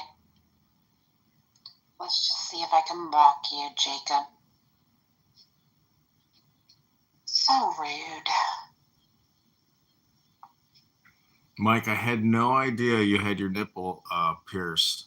And one time, well, I don't want to say it. Never mind. Oh, Jesus. I don't need you to finish. It's all right. Yeah, you don't strike me as a nipple piercer, Mike. So, yeah, that's definitely. When I got out of the Marines, I went nuts. I went nuts. I got my tongue pierced, my nipple pierced officially. I got my ears pierced. I dyed my hair blonde, like the white hair thing, that look, the short white hair. I just went fucking crazy because I guess I was controlled memory. Like I was.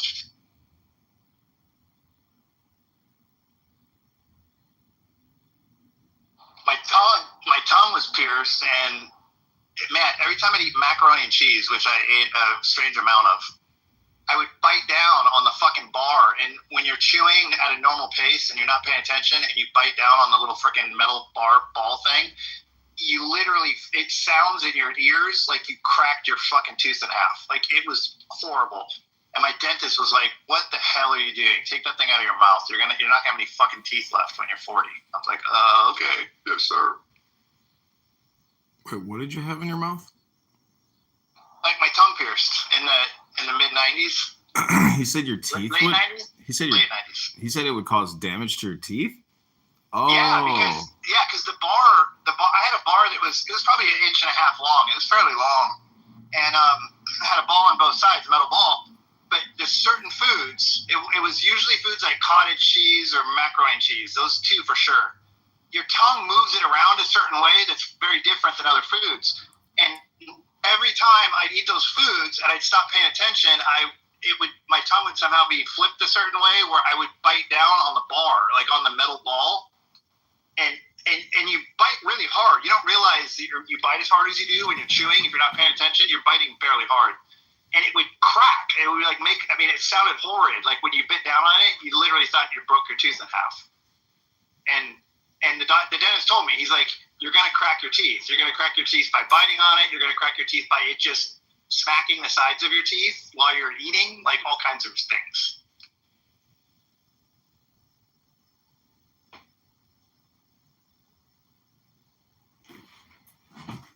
Yeah, it's important what you put in your mouth, and it's also important what comes out of it. Well, see, when I did it in the 90s, it was a new thing that was super cool to do, and nobody made the connection that, like, oh, yeah, that's good for giving head. So, like, I never had a single guy make a joke to me about it back then. But then, like, fast forward 5 or 10 years, it was totally out of vogue, and now it's, like, it's kind of gay for a dude to do it. So I have to say that it morphed over time, the reality of it.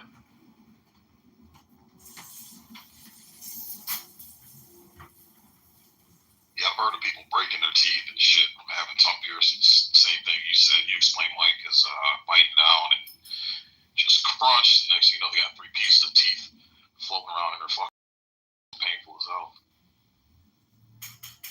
Oh, and the noise, that noise like in your jaw when it happens, or in your head above your jaw. Horrible. Oh, yeah. That's what I hate about going to the dentist, man. When I got to get cavities and shit filled, dude, I can feel that little high frequency whir, that fucking drill.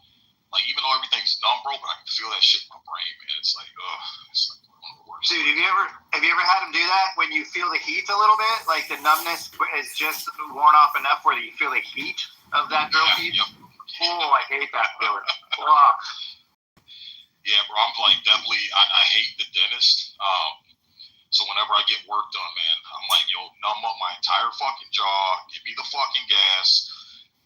I take like 2 fucking aspirin and I'll smoke like a half a joint. Like, that's how I gotta get it. That'll work. Hey, Sig, I wanted to ask you a question. In terms of like education, and you know, I don't want to promote Jay Breska's masculinity mindset or whatever masculinity, you know, program or education that you provide, but I'm wondering what in the military overlays in terms of like if you were to give a class to young men on being a man, what overlays from the military in terms of like an operations order or a frago, something to that extent, like how you conceptualize, plan, and execute? You want to take this one, or do you want me to hit this one, Sig? Go ahead, Marvel. Yeah, that's a good. I gotta think that's a good question. But go ahead, Marvel. You got it. If you got it. Responsibility, accountability, discipline, attention to detail, planning, you know, just being, not wasting your freaking time. When I went into boot camp, the one thing I learned was not wasting your freaking time. Just getting your ass up in our bed and getting ready to start your freaking day. That's the one thing I freaking learned. I'm like, why was I wasting time taking a shower and brushing my teeth? And you know, you want to sit here and relax and get up in the morning. No, it was get your ass up in the morning, put your clothes on, wash your ass, shave, and get the fuck out and start your freaking day. Yeah, I agree with that. I got two. One is that when we were sick, we had to go into work anyway. And they would send us home if we were really sick. But you still had to get the fuck up, get dressed, go to work, be responsible, and then there was no such thing as a sick day where you just bitch and complain, right? And then, I mean, you could get sent if you were that sick, sent home. And then the other one is in the Marine Corps anyway, adapt and overcome. So basically, failing is required to succeed. So, you know, you try to run it, you try to go over it, you can't go over it, you try to go around it, you can't go around it, so you blow a hole through it, but you make sure the hole's small enough that you won't damage, you know, whatever's on the other side of it. And then you go, and then you hit the next wall, and then you try to go over it, you try to go around it, and then you do it both through it. So the reality is, what I see in millennials is this desperate fear of failure, so they never try. And the Marine Corps is about adapting and overcoming. You know you're going to fail, but you can only fail so many times before you'll succeed. And so that would be mine. Yeah, it's just, I mean, I know Sig has more, he's way more military experience than I do, but just that's just the basic level of when it comes to manhood. Like, you have to keep going and take accountability. Admit where you were wrong. If you're wrong, stay wrong until you get it right. But yeah, that's a mess you made. Now here's what you made. Now clean it up and do it right. And I remember that was so insane when one of these petty officers said, "What's wrong with getting it right the first time?" I'm just like, "No, we're gonna get it wrong. We're gonna get it wrong." The first and second time, but like, I mean, I don't know where that question came from. That's what made me pop up out of nowhere and just say, "Hey, there's a lot of things as you in the military. And unfortunately, there's an environment that can man you the fuck up. Also, prison. Unfortunately, because that would teach you more survival skills as far as psychologically concerned. But I wouldn't recommend that because you don't learn social skills. I was talking with somebody, and they were telling me that their ex, like, you don't learn survival skills. So I wouldn't say prison could be a second, but I would never recommend prison. That's not for the fan of obviously. First in military. But I have seen some of the toughest guys come out of the yard, but I would never recommend that as the first choice. But I'm gonna shut up and yap my mouth. No, those are some good points. I would agree wholeheartedly with Marvel and Mike. I think for me, kind of something that they didn't mention, John, is accountability, but not only self accountability, but accountability to your team. That's one of the biggest points I think that kind of helped me step into manhood that the Marine Corps taught me was that the world doesn't revolve around you. It's your team is greater than you are. Team is greater than self. So you have to be 100% on point. And two, it taught me a lot about patience and forgiveness. I think that's a huge part of being a man. As far as not like the people, like you can't be so quick to dismiss people because the same people you dismiss, you're going to need them at some point. You're going to have to rely on them at some point. So that was a really valuable lesson that the Marine Corps has really taught me. Something that I teach my sons as well. Just really look at how you treat people and don't get so caught up on surface level shit because surface level shit will put you in a fucking hurt locker, man. Later on down the road. So, but yeah, I would agree 100% with Marvel and Mike. Yeah, definitely. That's a good question. The Marine Corps also taught me the difference between men and women and how they're both strong. How they're both strong, but differently. I think my first indication was when I would look at the physical fitness test the Marine Corps had. The men had to do like 17 pull-ups for a perfect score. And the women didn't have to do pull-ups. They used a pull-up bar, but they had to do these things called bent arm hangs, where they were held up onto the bar, and then they put their chin above it, and they have to freeze and hold. And I never knew a woman that could do 17 pull-ups, and I never knew a guy that could hold at the top of the bar like that for more than like 60 seconds, and they would do it for over 2 minutes. So what I realized is that men had this like explosive power that was quick, and then it resets. And women have like this strong, steady power that just holds steady, and how both of them have purposes. And the more that they stay in their lanes, the more powerful the combination is. Because like we go on like 20-mile hikes with an 80-pound pack, and like I never saw a woman complete one, but I never held it against her because I just knew like that's not going to be her strength. But there's other things that she'll be strong at. And so I guess that idea of explosive, resettable strength versus strong, steady strength has really like been something I've noticed since then in my wife and in my daughter and things like that. Are you guys talking about the presidential fitness test? Did you hear that they might be bringing that back to the schools? I don't know if you were talking about that, but what you were talking about made me think of that. I was talking about the Marine Corps physical fitness exams that we do, but that would be super cool. Yeah, to encourage kids to physically exercise would be awesome. Hey, I've got a question for In the Muff moderators. I'm in communication with a campaign donor who wants to join the room but says he's blocked, and he's my #1 campaign contributor. I can say his name if you want to know the name, but I'm wondering if whoever's blocking him can unblock him so he can join the room.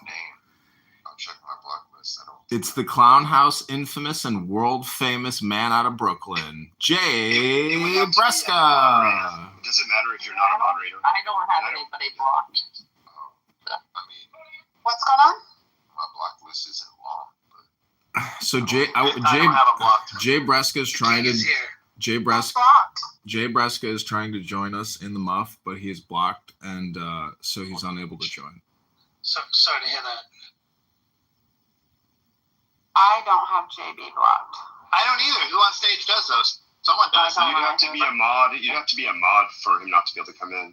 Correct. And I have 0 people blocked myself. Oh, okay. So it's got to be. Whoever's talking to him. Whoever's Do you have him talking to him. Nope, I don't have any blocked. I don't either. Beth? Whoever's talking to him, send him a link to the room and see if he can get in that way. Yeah. Yeah, I'll send them. Yeah, I think he's blocked.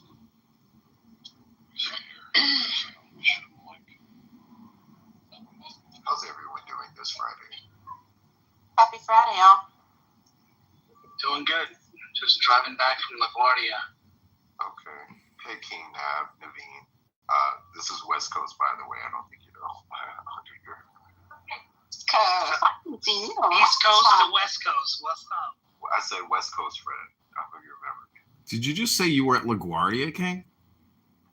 I said I'm driving back. I had to drop off my parents to LaGuardia. Oh, sorry to hear that. Yeah. Driving back from there. Actually, Trump rebuilt that airport really well. What?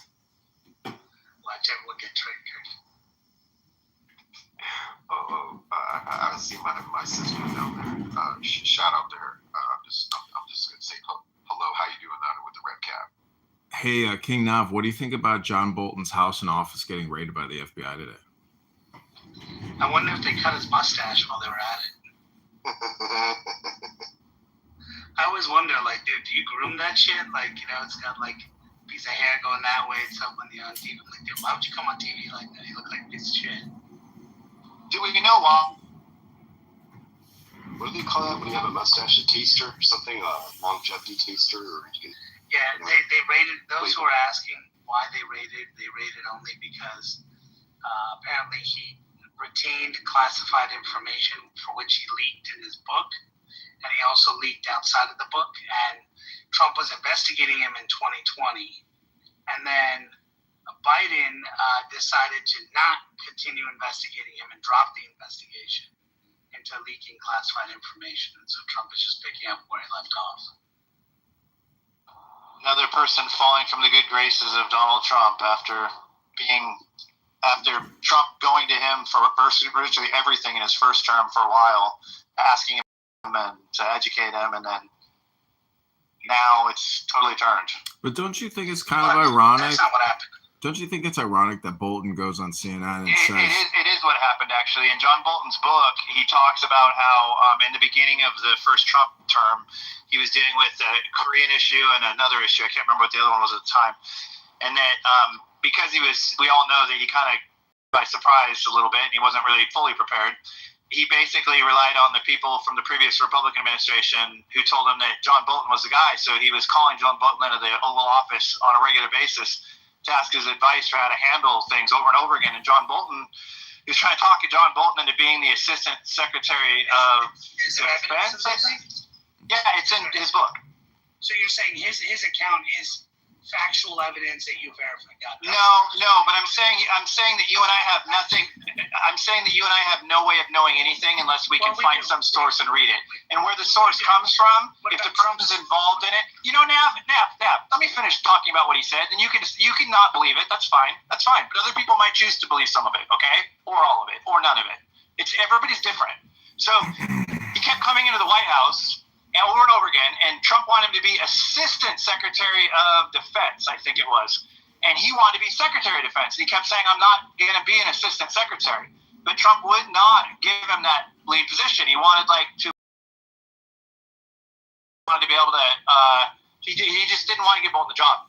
Bolton kept coming in over and over, called up and coming in all the time because he wasn't being offered the position he was looking for. And so he went on vacation for 2 weeks, and Trump lit up his phone up for a while and gave up calling him. And when he got back, he was urgently requested to come back to the White House. He came back to the White House, and Mike Pence was walking in the hallway where he was, and Mike Pence said something like, "Welcome to the team." And he said, "Oh, I wasn't offered the job." And Mike Pence said, "No, but you're here, so you're part of the team." And so he goes in the book to describe how not that Trump necessarily operates that way anymore, but how at the time, basically he was surrounding himself with people, and if you were there, he wasn't necessarily giving positions to the like formal way that it's done. He was just relying on people without making promises, because ultimately he wanted to maintain more control but still get the advice of the people that would typically be assigned those positions. So that was just an excerpt in his book that I remember him going into detail about. And Naveen said it's all bullshit, so maybe it is. Thanks. Welcome Mark to the room. Mark Rich is here. Mark, put Mark in your queue. Hey, Mark. Yeah, just to be clear, I said there's no, when people write these accounts and books and they don't cite other people, or there's no, like, for example, John Bolton's been on TV, never mentioned this, several times even promoting his book.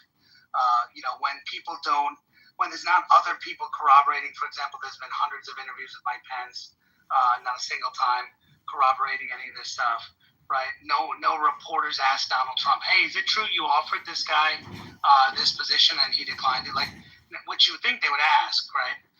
And all of this conveniently comes out only in a book, and never before, never after. From him. I always look at anyone, including Donald Trump. He's written a lot of stuff, and he makes a lot of comments that we don't know for sure what it is. So you got to look at what other accounts say. That's all I said. So I just take that position that when the president or even someone else says something, or media or someone else, I always like to find, is there anything corroborating? That's all. Sure. And I also like to use common sense and to think about the fact that basically, take the Cliff Note version of that entire story, it's that he was not offered the job he wanted, and that he basically wasn't allowed to get it. And I can't imagine someone telling a story and writing about the fact that they lost the job that they wanted to get. It doesn't make a whole lot of sense. It doesn't really make him look particularly good. But it's just one way to look at it. It seems like an odd thing to make up just to prove that you were not able to get the job that you think you deserve. So the same guys made up stories about how he was the one who informed President Bush that there wasn't weapons of mass destruction in Iraq. There's stories he's told like that too. For the higher Shema. level positions, including the Secretary of State and other positions, which he never got.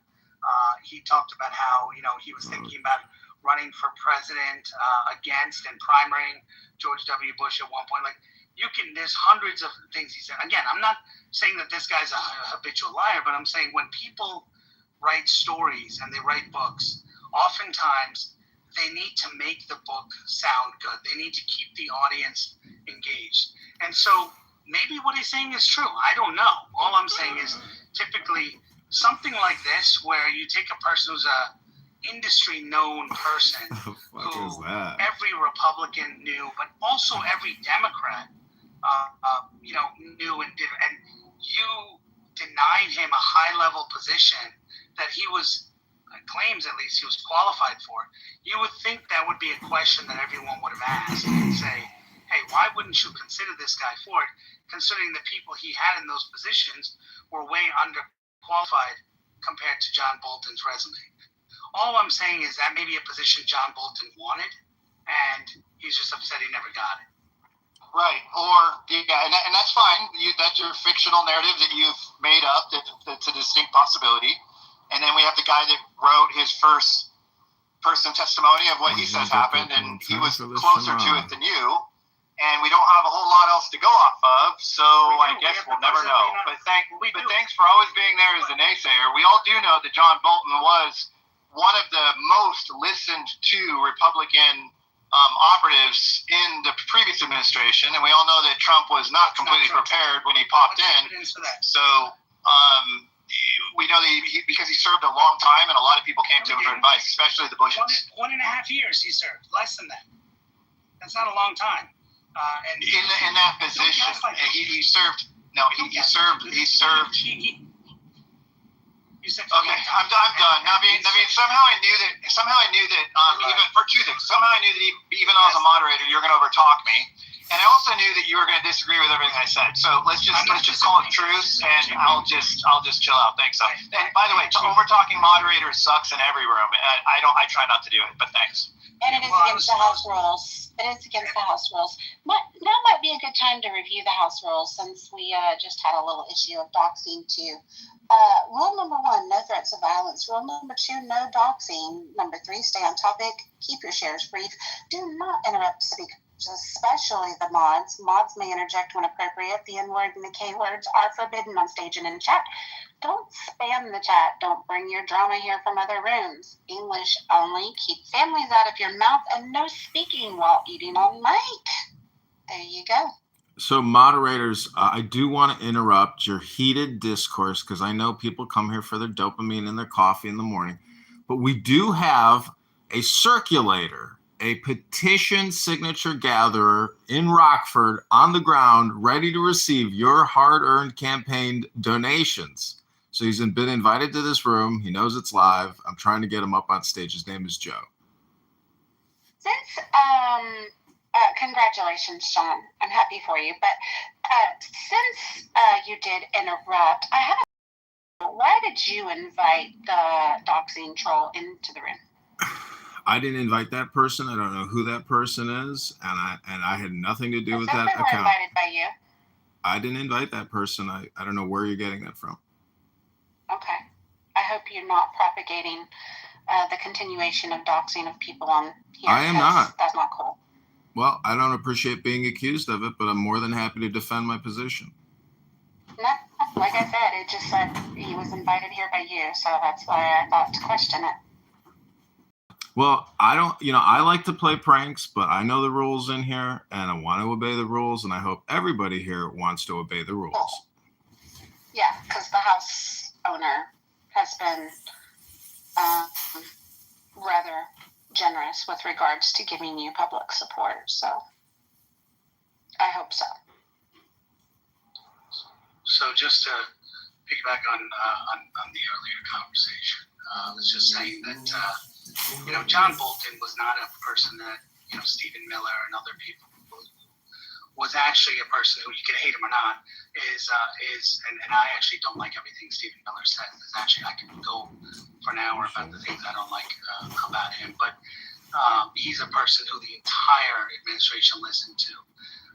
The other person who was in the room, which wasn't mentioned by someone earlier, was Donald Trump. And his claim is, I brought this guy in because he loves war.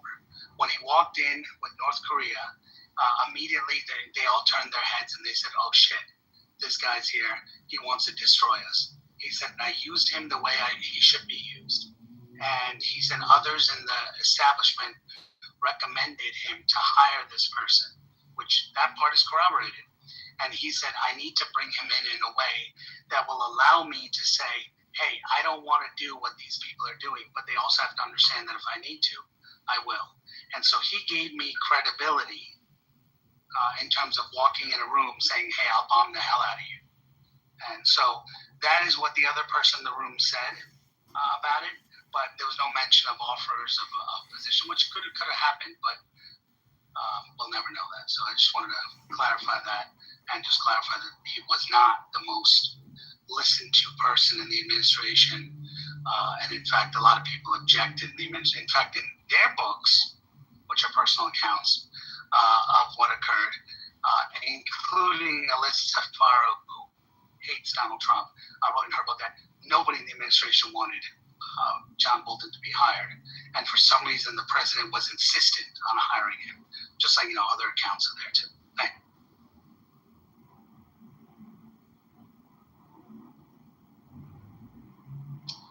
And we'll never know. But you have both sides of the story.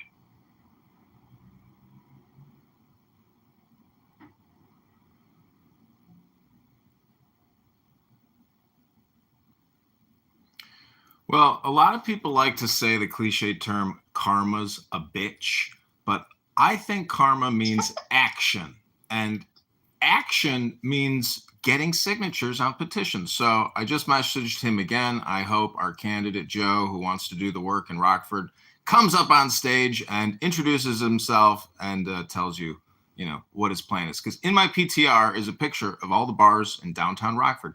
Tonight and tomorrow night, easily 300 signatures of confirmed voters in the 16th district. We have zero signatures. We have zero signatures. No signatures for ballot? Okay. Joe has the petition paperwork. He says he has a printer. He's ready for 15 an hour, or we can pay him per signature. But some of the mods, Mike is a donor, so Mike has say. Mike can, definitely, I want Mike to talk to this guy because this is basically his first day and his onboarding. And tonight, I bet you Joe can probably get 200 signatures. Hey, Mark. Hey, I got 50 signatures for my own candidacy this morning at the train station in Shaw. And that was only an hour and a half, so it can be done. Yeah, I need to check to see where the metro goes into Rockford, because that would be a big spot.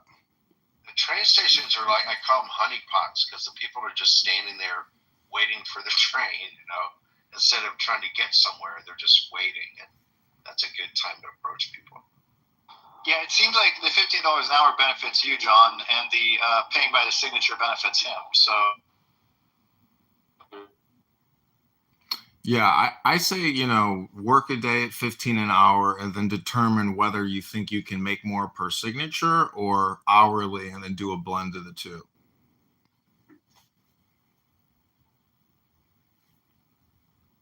Yeah, it seems like 15 an hour is super cheap.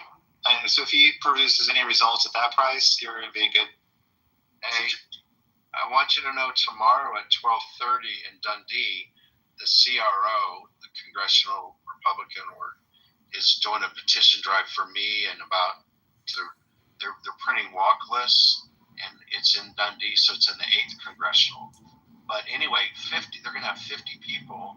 So like I'm printing out 50 petitions, for 50 people, 100 petitions, 2 each. So if they each get 20, 1,000. I mean, I don't think they're going to do it, but if they did, we get as many as 1,000. Each person has a walk list to try to get only hard R doors, and to try to get 20 in about 2 hours, because these people don't need to be persuaded. They're already, we know they vote in Republican primaries. We know they're going to sign. It's just a matter of whether they answer the door or not. But we also know where they live, because we're literally going to their door. So we don't even have to have them fill out the address, because we can do that ourselves. So all they have to do is just sign it. It's pretty slick way to do it. Yeah. When I ran for committee person in the 45th Ward, the woman who won, Estella Richards, who's basically appointed, her signatures were perfect, as if they were printed and done and signed all at once. And so I have suspicions, if that's not fraudulent, like outright fraud, because that's not. Yeah. On the Democrats, they do this thing called round tabling. It's pretty well known. They sit at a round table, and they each forge based on previous filings. And so it's usually not a copy of their original, but they forge these things like crazy. And, Max, when he ran, now 4 years ago when he ran and he was the nominee in the 9th, we challenged the petition of Ellison, who was previously the nominee, and we got him off the ballot because they were forged signatures and people who signed that didn't live in the district, and he didn't meet the threshold. He was yelling and screaming and threatened to sue us, but meanwhile, Max was the nominee and didn't have to have a primary because we challenged his petitions. It is amazing, but the hard work of getting the signatures guarantees you, the opportunity to actually win, because people will go against the pre-existing individuals, especially like, Steele, the commissioner who got pulled over for the DUI. The Chinese copy's got a little wanker. They can't win if somebody presents themselves. John, how many do you need? What's your minimum that you need? It's like 675. So basically just shy of 700. It's a little more than yours. And then what do you want to turn in, though? How many? I'd like to turn in 1,500 signatures. I was going to say mine's 750, and I'm hoping to turn it over 2,000. Because I know I have a challenger, and I know they're gonna challenge my petitions. Is the challenge in Springfield? No.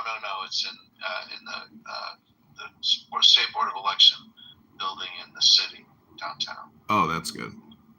By the way, the last time they challenged Max, it's a long story. He stayed on the ballot just for committee man, but we had to get affidavits signed and everything. But anyway, Max got kicked out.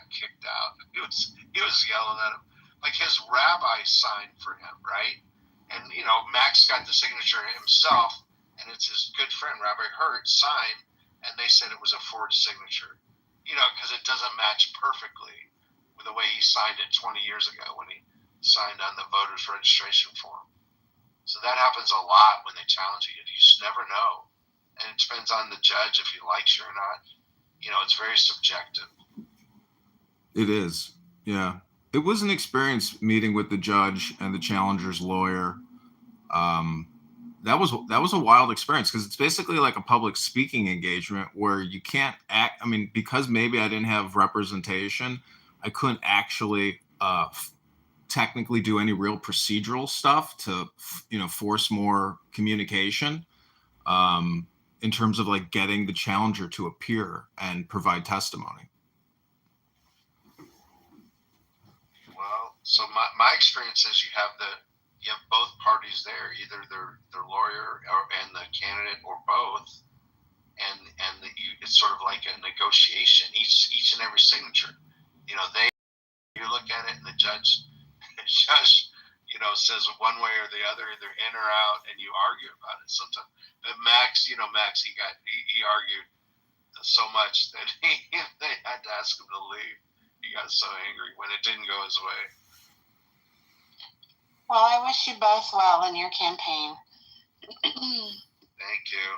Hey, do you know that my district, the 8th district, Trump lost the 8th district, but only by 1%.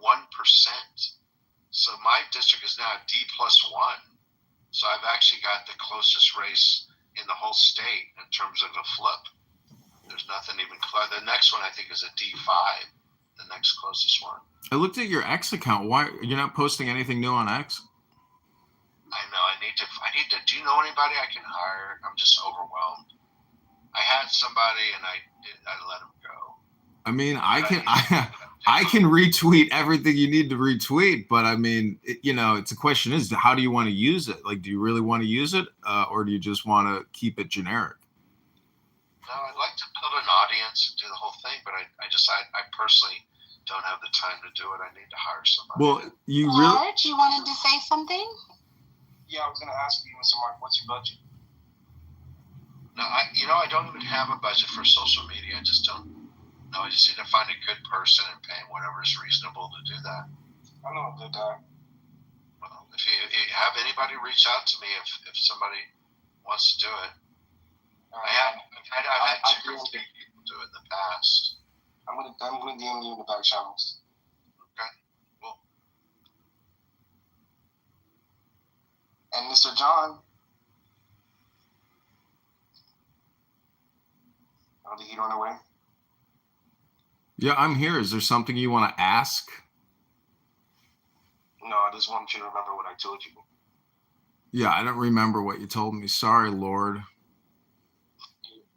You're a bitch. Oh, please illuminate us as to why I'm considered a bitch by you. Because you're running for Congress. Yeah. You're online sounding like a grown bitch. Oh, I remember now. Okay, I won't forget, Lord. Thanks, Lord.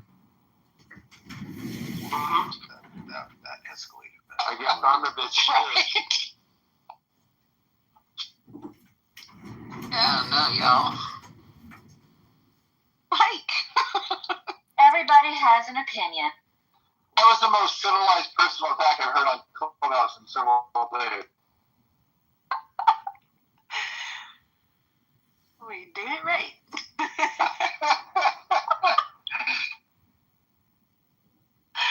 It was very anticlimactic. No. You're a bitch. Sounds like why I'm a bitch. That was Yeah. very anticlimactic. Like, okay.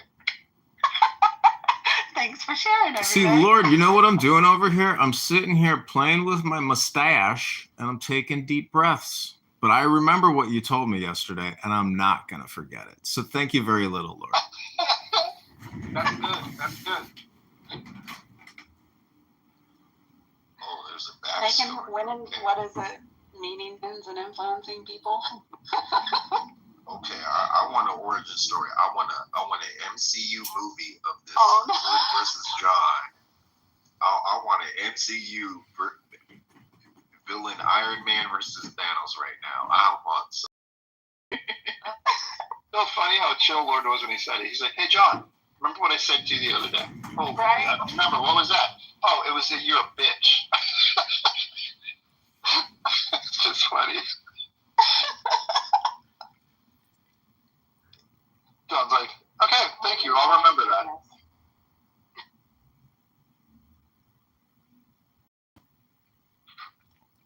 So, Mark, I just want to say something to Mark. Mike here is a campaign contributor to the campaign to elect candidate Congressman John Kitover. So we've raised $610 off of Clubhouse. And out of that $610, I hope Joe shows up. If you're in the audience, Joe, please raise your hand and come on up because this is your onboarding to go get signatures in Rockford tonight. Thanks.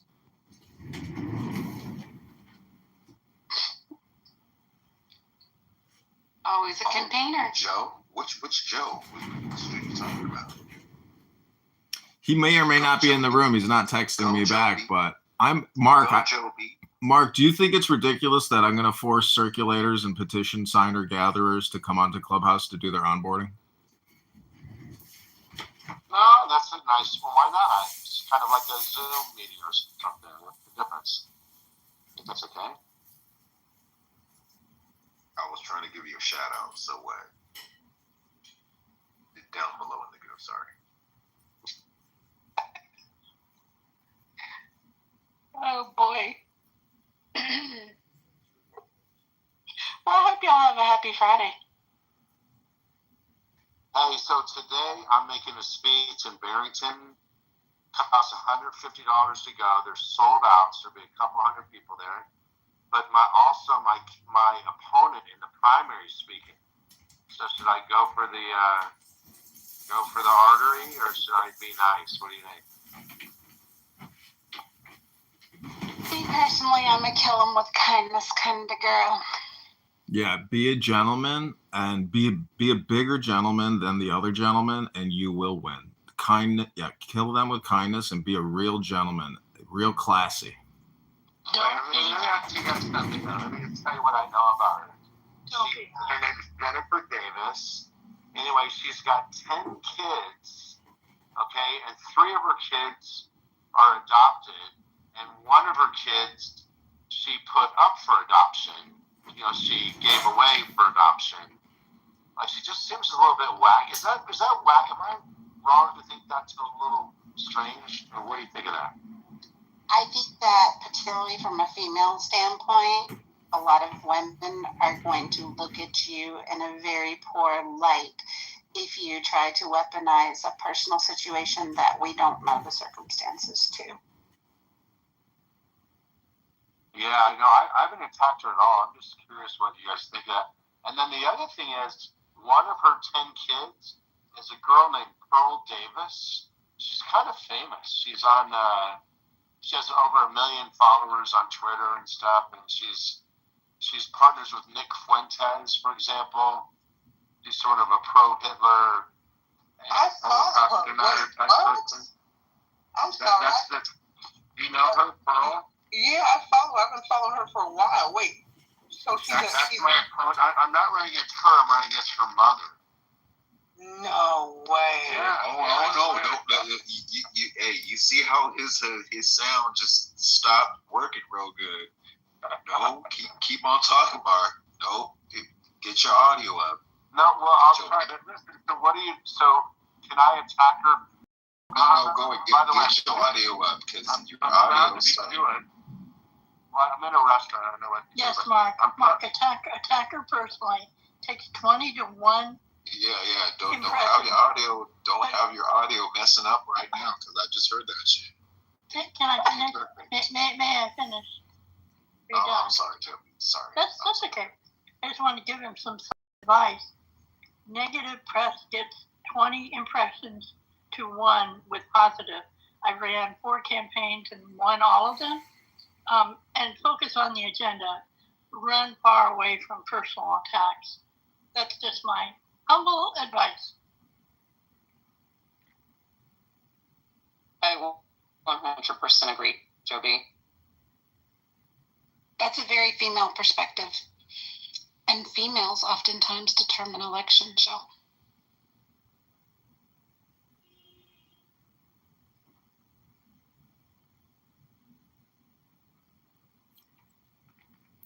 Yeah, when I ran for junior class president, I made a joke about how I raised $5,000 in a date auction, but if we auctioned off the ladies here at school, we wouldn't raise enough to get a Snickers bar. So I was charged with sexual harassment for making a joke during my campaign speech, and I lost the election. So, be a gentleman always, and generally, it's all about that positive vibration, because when you bring up an adopted child, that immediately, causes a friction. So I would leave it out of your communication and replace it with positive, in the muff, mojo vibrations. There's something off about you.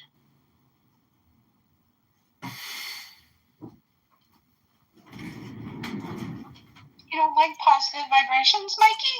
See, you got to understand, if you think there's something off about me, that is merely a projection. You are literally, putting something maybe about yourself onto me. But if you have something specific instead of a generalization about me, feel free to share it in the muff. Oh, Lord.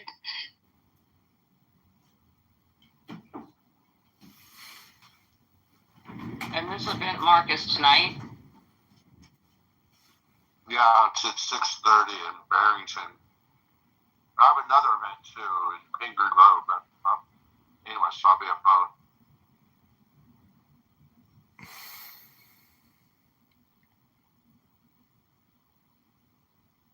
Mark, what do you think about breathing in the muff?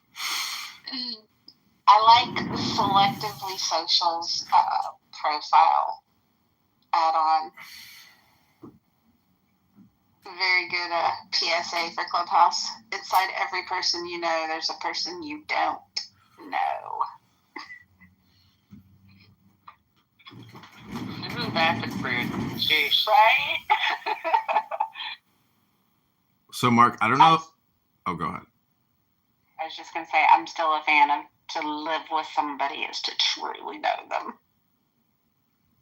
Yeah, a lot of people who casually date, you don't know another person until you live with them. For example, I try not to show people my recording studio room because they would say, why do you have 15 phones pointing at one phone?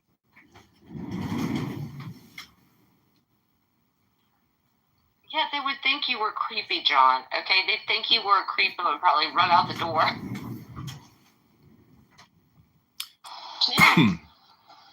Wait, John, how to people when they ask you about them, like, isn't there a way to maybe someday monetize all that content that you're recording, or what do you do with that? Well, there's about 20,000 videos on YouTube now, and 20,000 videos on Instagram, and about 100,000 X posts. So if you sign up for Premium X, your account gets monetized. And if you arbitrage the accounts and you buy followers through Google ads or through X ads, you can basically rapidly monetize the account. And it's just an arbitrage spread.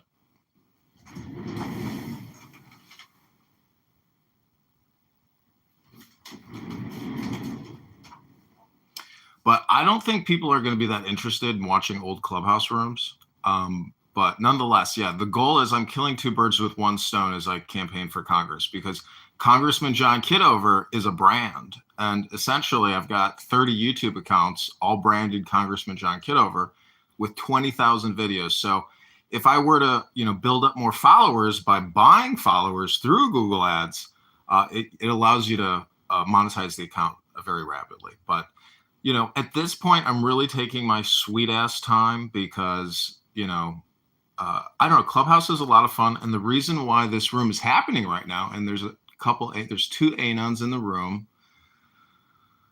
We have a couple people listening. So there are some people that are not friendly to this campaign that I'm running.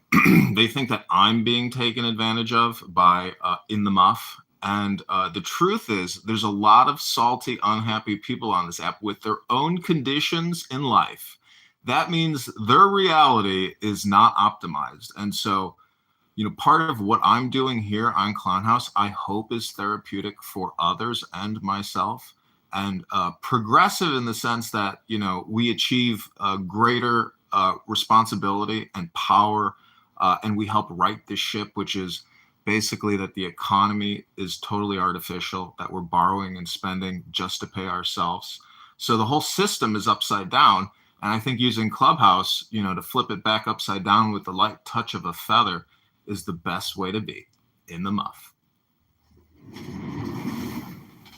So, John, people are asking, what is your agenda as congressman? Are you able to answer that? Like, what do you look forward to having and to pushing forward for the people? Sure. So I answered this. I did a big podcast interview yesterday. Not you, John. Mark. Oh, I'm sorry, Mark. Go ahead. You're saying why am I running, basically? Is that the question? No, your agenda. Your platform. So I'm probably very close to the MAGA movement agenda. I'm very conservative across the board, whether that's guns, taxes, or energy policy, foreign policy. It's boring to talk about it, but if you have specific questions, I can answer them. But you'd probably think I'm Donald Trump, basically. I do. What's your position on education choice? 100% for choice, more of it. Homeschooling, Catholic schools, religious schools, and try to take the advantage away from there's so much control by the teachers' unions, which, like in this city, in Chicago, we've got, not just Chicago, the state has the worst outcome educationally, like almost in the country. We're like 47th or something out of 50 states, and yet we pay about so all the money is going for pensions and teachers and administration, and nothing is being done to educate the kids. It's very, very bad. And of course, they're trying to take away school choice. So as you can hear, I'm very much on the school choice side of things. I don't know anything, by the way, where when there's no competition, you get better service or a better price. And that's what they've done in the state, basically. They've made it almost impossible for others to compete. I understand you guys get, I don't know if the rest of the room is interested, but you get, on average, $30,000 a student per year. Should have outcomes. Oh, he's on the phone. Yeah, like I said, it's like double what a lot of the others say. Like private schools, for example, that have test scores that are about double. In other words, like the reading proficiency and math proficiency in public schools in Chicago is about 20%. So 80% of the kids can't even read it, at grade level. But the private schools, the same tests, it's the other way around. It's like 80% of them are at grade, maybe even higher, and yet they spend half the money per pupil. It's like $15,000 per pupil. There you go, friends. An ed choice person. I'll be quiet now. Mr. Mark, I think I would love to ask you two questions of and these two questions are related to current events that are currently happening in the United States or globally. Okay, go. All right, the first question is, what are your opinions on issues like, I was reading this recent headline, there's a Israeli head of cybersecurity, Tom Alexandrovich. He was arrested in Nevada for child sex crimes, and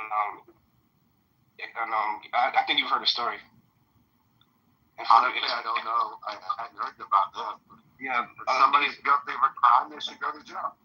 All right, and the second question I have for you is currently we're living in a new world order. CDC child health death records indicate catastrophic transgenerational harm of mass mRNA vaccination. A new analysis of CDC data shows children born following mass mRNA vaccination of mothers are dying at 77% excess. 30-year decline in infant child mortality reversed in 2021. There seems to be like a transgenerational effect, sustained excess mortality in children never injected or infected with COVID. Death rose among infants in utero. But if you're just asking me my for against vaccinating kids with experimental, I'm not done. I'm against. Oh, wait. Wait for me to finish answering. Okay, asking the question. It's kind of long. So basically, data is showing us that there's a catastrophic transgenerational harm of mRNA vaccines that were rolled out. They're noticing a 30-year decline in infant child mortality that was reversed in 2021. And it seems to be a transgenerational effect, which means that basically, the blood of many has been tainted and could never come back. The depopulation is happening. The populations of the world are falling. Children born from parents that took mRNA vaccines are dying. As Congressman, what would you do to address this issue of depopulation?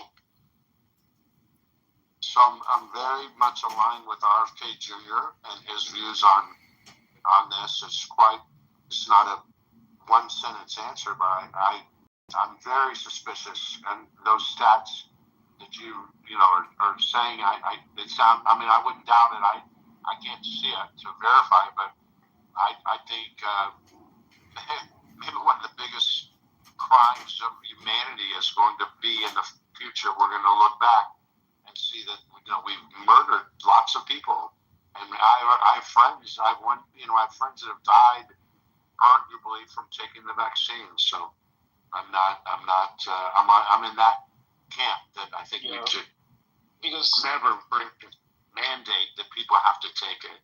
I'm way against that.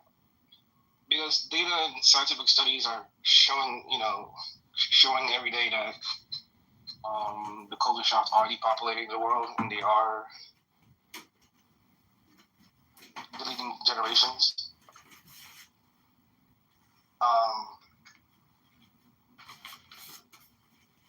As Congressman, what would you ever suggest something like sending someone like Dr. Fauci to the DOJ? Why not? Yeah, sure. How serious of an issue do you think this is? He needs to go to jail. How serious of an issue do you think this is? I do really. My intuition is that it's very serious, but I'm not a medical doctor, so I don't know what I'm talking about. I read the same stuff you do. Sounds like. Yeah, I have an opinion. Doesn't mean the universe. People, you don't tell me about that. So if you can say multinational, why can't you say Pakistan? I mean, it's a no-brainer. एक बात बताओ, पाकिस्तान बोलने में क्या तकलीफ होती? Maybe I'm not in the loop. I told you I'm not a doctor. I mean, the White House has came out themselves and wrote reports. Russia has wrote reports about us. Russia said that the United States and DARPA, they blamed them for their creation and release of SARS-CoV-2 years ago. They have a 4,000-page document connecting COVID-19 to DARPA, Obama.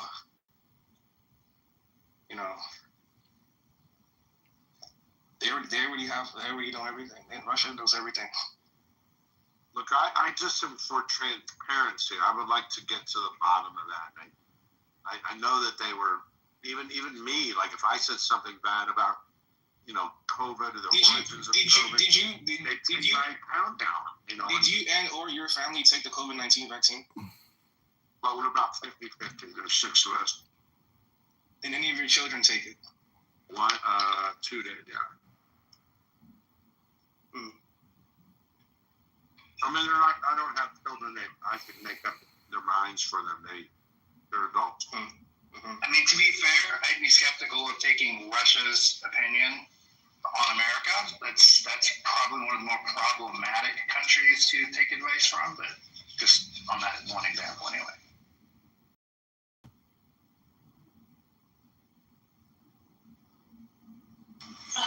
Mark, I encourage you to read a book called The Collapse of China and or Who Will Tell the People. They're both pretty timely. Okay. That's interesting. I'm going to write that. Thanks.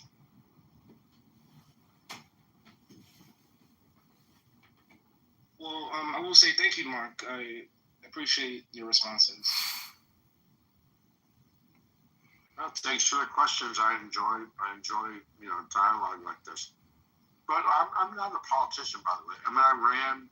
I lost by a little bit. I really have a chance to win this time. But I'm in total outsider. I emphasize again, it is free to join my community. The stocks I share are also free. The techniques and strategies.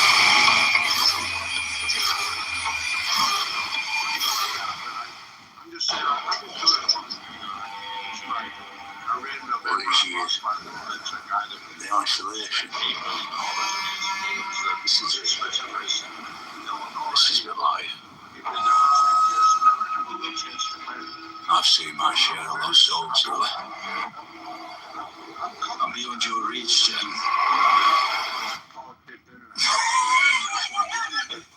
There's so much corruption and lies.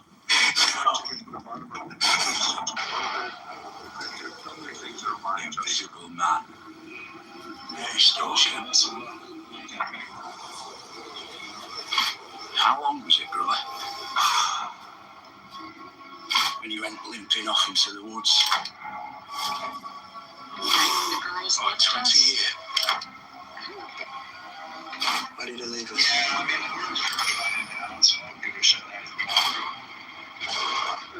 Yeah, I'm a two sisters, green and berry.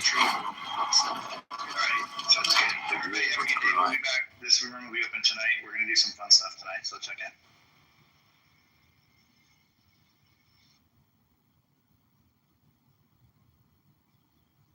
What up, Craig C? Welcome to Candidate Congressman John Kitover's podcast.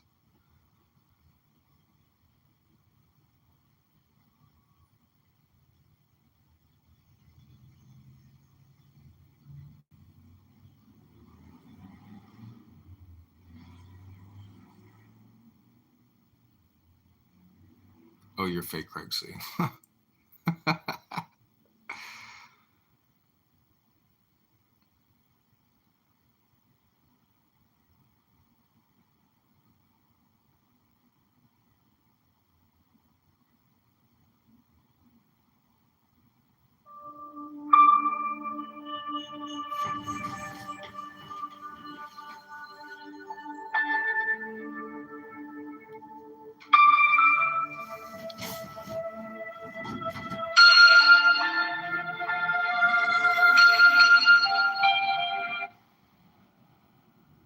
Okay, I'm going to end this one, go back to the muff.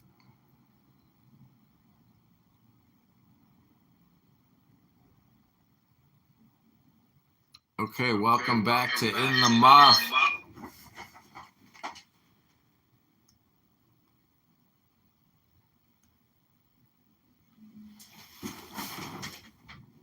Okay, everybody, welcome back to In the Muff. I can't unfortunately change the room title, but we're going to invite some people back and keep this little game going. In the Muff with candidate Congressman John Kitover. Marvel. It's a beautiful afternoon. It's now 12:27 p.m. CST. Where are you at, Marvel? Where are you calling in from on this clown house world?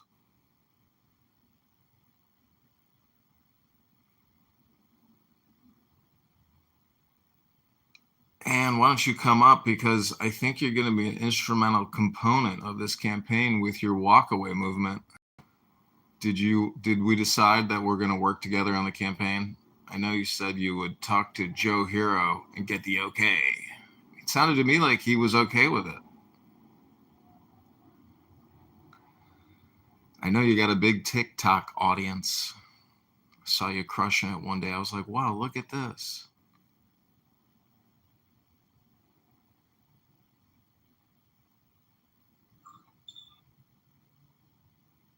What up, Ali? Hello, guys.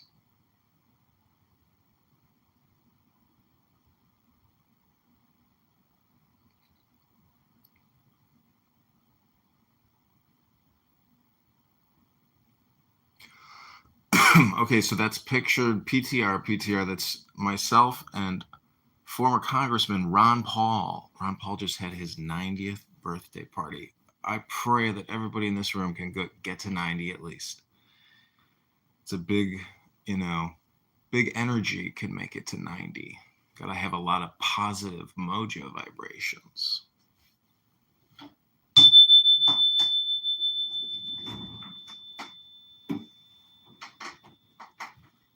Okay, so I'm going to share with you all some super positive mojo vibrations. It is more blessed to give than to receive. So if you haven't contributed yet to the campaign to elect candidate Congressman John Kitover, click my profile or just click the link in the chat and give, because it's better to give than it is to receive. So remember, give.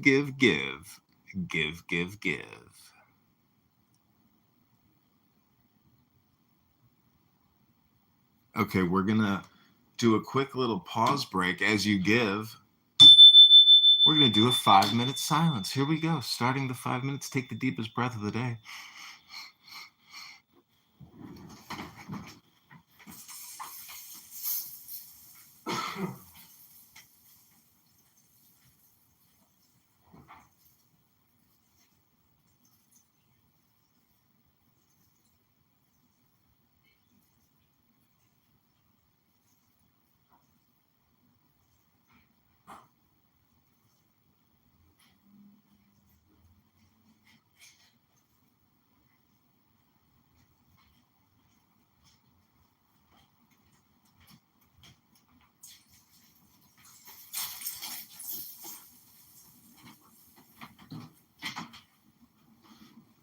What happened to the room? Where'd everybody go?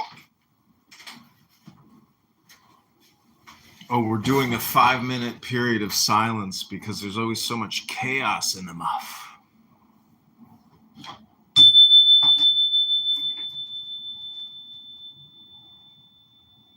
think there's chaos in every month, bro. Months just bring chaos. So the Hebrew term is shalom bais, which is peace in the house. So if you want peace in the house, you have to figure out what's the magic word if you want to get more peace in the house.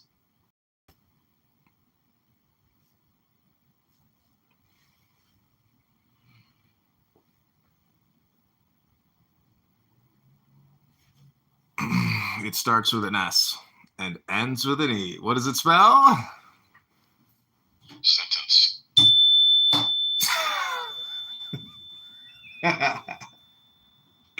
No, it's silence. Oh, okay, gotcha. You're right. Oh, fuck.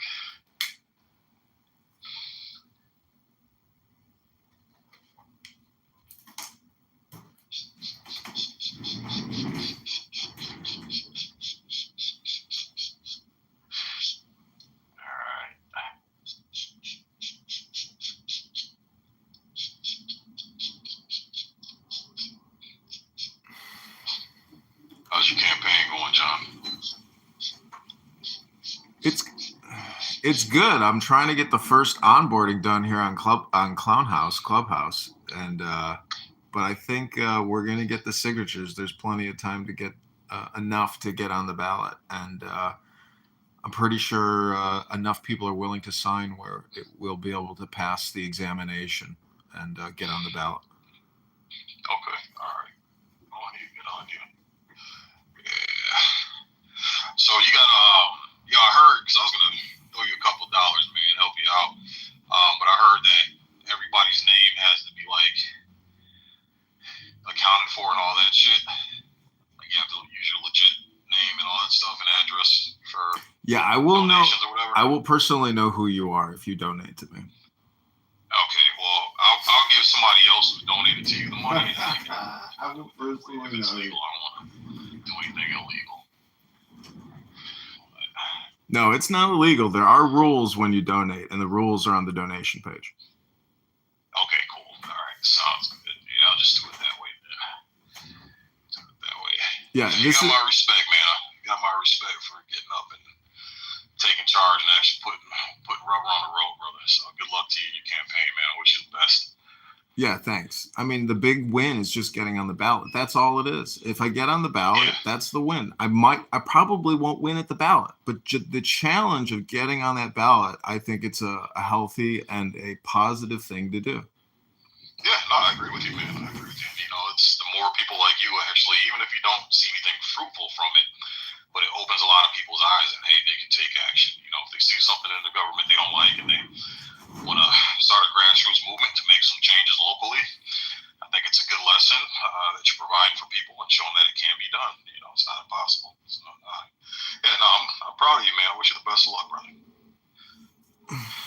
It's fun because it does allow you to center yourself on social media, and they keep taking my X account down. Unbelievable. And every day I have to re-verify it. So enough people are complaining against me on alternative platforms and this platform as well that, you know, that the fact that the accounts aren't getting deleted is a big win for me, because I have a YouTube account with 7,000 videos on it, 3,000 videos. If they delete one of those, that's many years of work. So, the way I conduct myself, but the way that I'm also, I'm just saying there's as you have seen in this room today, people come in here with very negative mojo vibrations.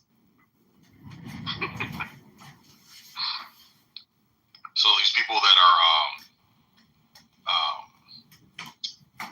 complaining for your accounts, are those people here on Clubhouse, or are these like outside people that just don't want to see you on the ballot? I think it's both, because I've got haters on all platforms at this point, but not like, I hope, bad haters, but what I'm just trying to say that in the muff, you got to take a deep breath, because everything is just a day. And if I think that this app, and I say it all the time, I think it's a roast room, and I am self-deprecating, but I will also roast other people. And I do like it when I get roasted, because it's a kick, it is a kick. And in the muff is where it's at. I just can't wait for the #1 campaign fundraiser to the campaign to reappear in the muff and bring us the super positive mojo vibrations.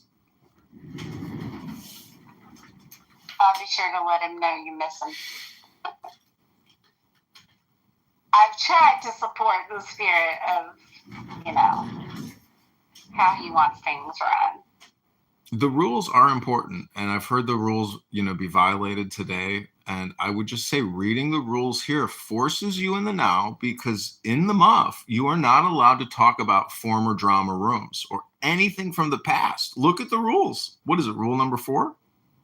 This is true, but we all know that Mojo has his own slant on interpreting the rules, and then he allows the occasional bending here and there on certain rules, that being one of them. And I have worked pretty hard to try and not let the gossip mill and the rumor mill just get carried away in the conversation. If I feel like it's starting to get that way, I try to bring it back and say, okay, let's not let's just not like rehash that here.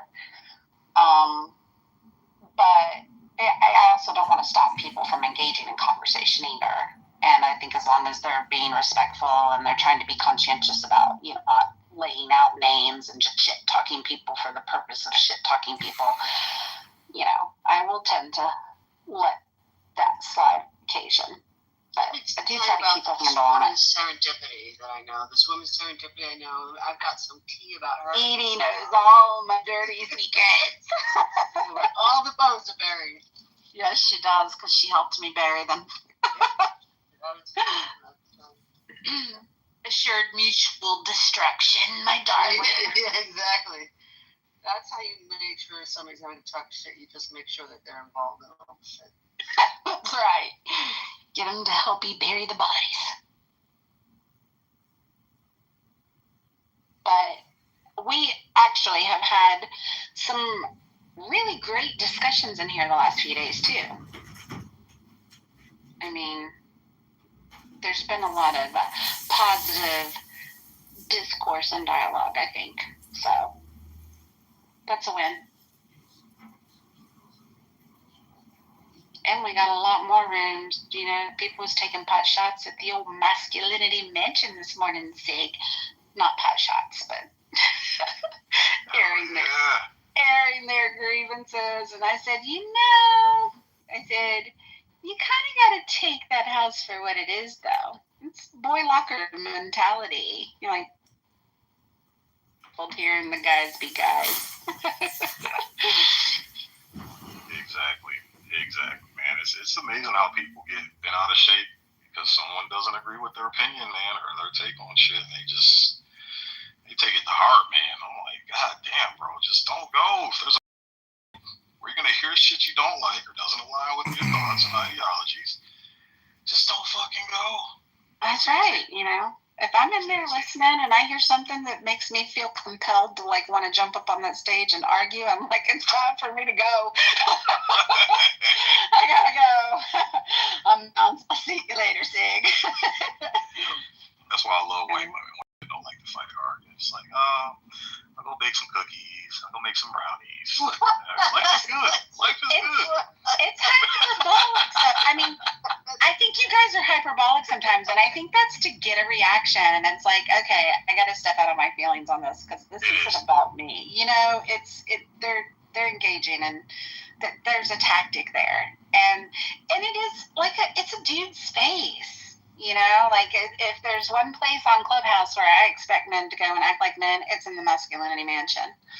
It's a dude space, and you guys should have that. You guys should absolutely have that.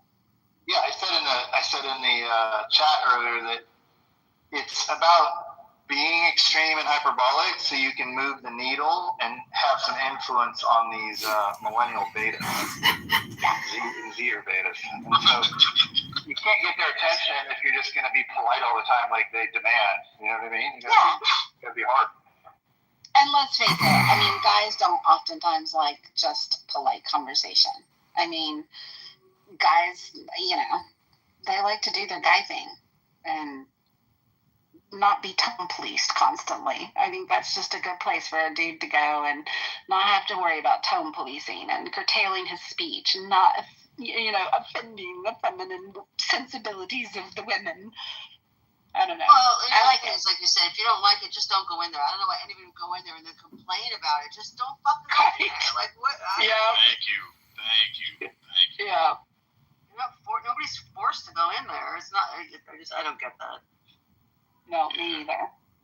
But and you're right, serendipity, 100%. You and Mike are both right. It's a lot of it's hyperbole, and the reason why is to grab people's attention to get them into the conversation.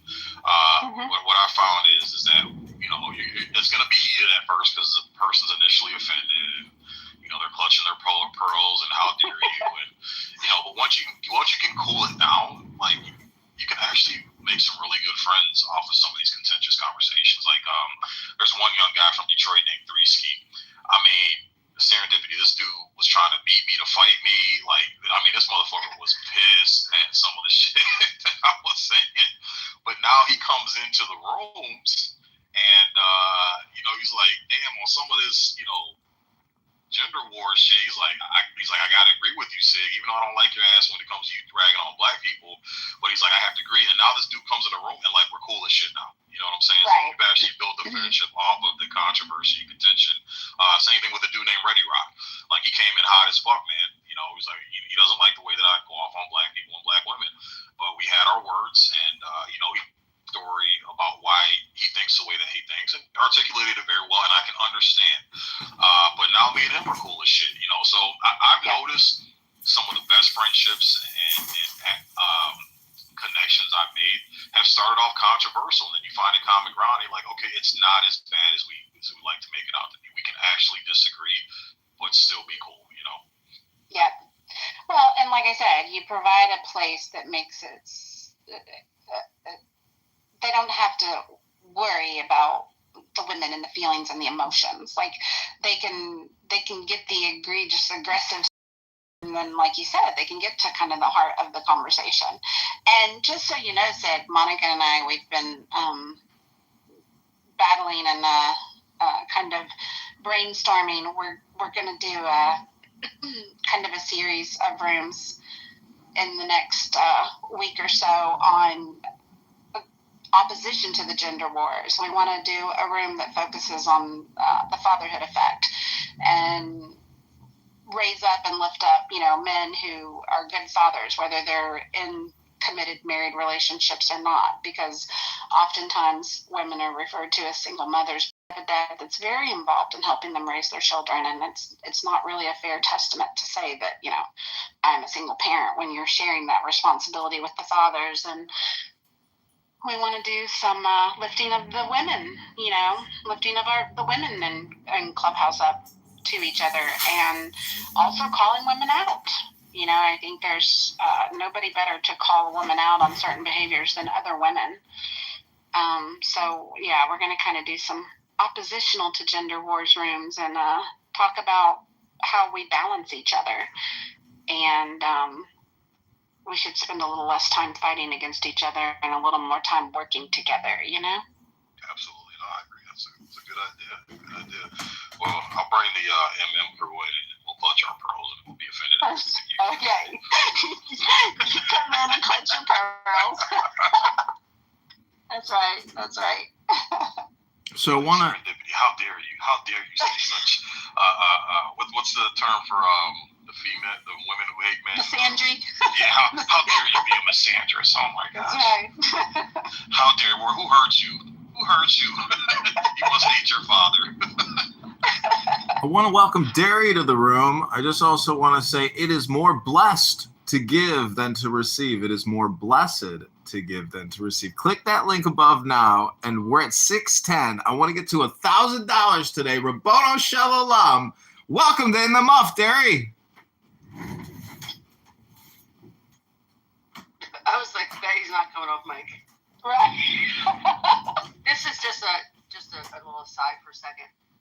When people follow me, usually I see if they have mutual friends before I follow. Occasionally, somebody with like a handful of followers, I'm like, let me just give a chance and follow them back. Almost 100%, 99.9% of the time, I'm going to get some weird fucking DM from them. Do not follow accounts with like 10, 20 friends. You're going to get some weird DM from them. Oh, yeah. I got the weirdest DM on Clubhouse ever the other day, y'all. I got a DM from some rando in the goo that said, would you mind sending me a picture of your socks? It's like, what? What? Yeah, no. Oh. I actually put their chat in my PTR for a hot minute while they were still in the room, because I was just like, who does this? Who does this? Your socks, okay. I don't know. That's actually kind of hot. Picture your feet. First it's the socks, then it's the feet. Right. If I'd have done it, I would have totally gone in there and taken a picture of the baby's feet.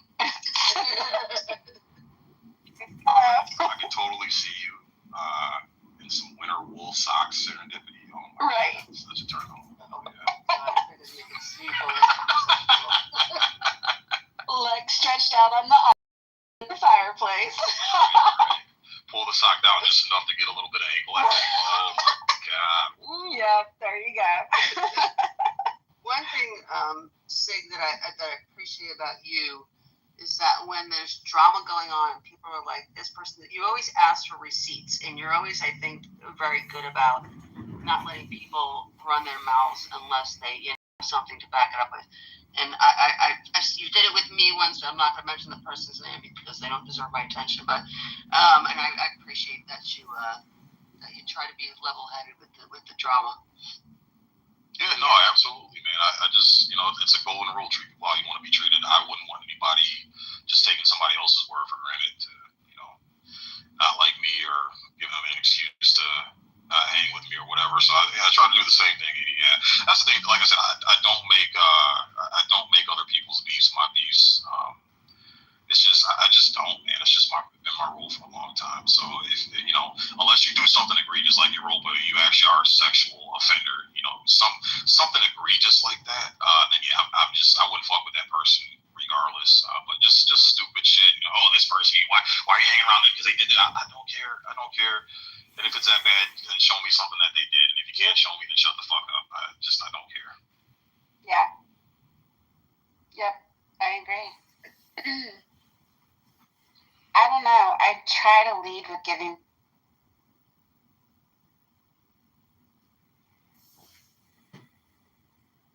reasonably decent in most of their perspectives, and then I hear something really, egregious. I want people to lead with giving me the benefit of the doubt, so I'm going to lead with giving them the benefit of the doubt the majority of the time. Yeah, it's so easy for rumors to get started and people to run with them, and the rumors get multiplied into more egregious shit. And I'm just not a huge fan of destroying people's reputations off of rumors, dude. I've seen people like crash and burn who got rumors spread around them that weren't true and just lost a lot, man. And it's just not fair. It's not right. It's not right. Yeah, no, I agree. And then too, it's like, oh, go ahead. I'm sorry, sir. No, just go ahead. I was going to say too, and it's like you got to give humans room to be humans. We're infallible, dude. We fuck up. I don't like to judge people off of them fucking up because we all do it. I do it too. I do dumb shit. I've done a lot of dumb shit, and I'm just so grateful I have people that can look past that. And it's just I just judge people on how they come back from their bad decisions or mistakes. If you own it, you take accountability, you take 100% responsibility for it. Say, you know what, yeah, I was wrong, my bad, I'm sorry. That's how I'm gonna make my judgment on the person. But we got to give each other room to breathe, bro. It's just crazy how we pin each other to this box of perfection. It's just unrealistic, and that destroys more relationships than anything from what I've seen. Yeah, I agree. Because like you said, I've screwed up. I've done things on this app that I'm not proud of. I've screwed up. I've gotten on stage and hollered and screamed and whooped and, acted like a freaking banshee. And we do. We all make mistakes. We all have bad days. And, there is something about being accountable for it and letting go and moving on. That's one of the big lessons that I learned here is letting go. I've had a couple of long-standing arguments and stuff with people, and you know what? I'm over it. I'm over it. I don't hold on to most of that stuff. Clubhouse has been good for me in that regard.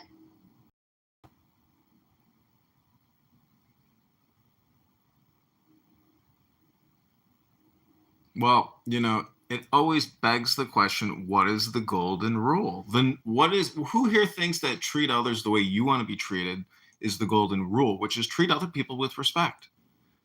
That's your neighbor. That's what peace in the home is, because treat your partner with respect, they're going to give you the same respect. But, I see a lot of situations where maybe some people aren't consciously aware that they're not giving respect and they're giving disrespect in their communication. I'm not sure that they're not consciously aware. Sometimes I think they're very aware.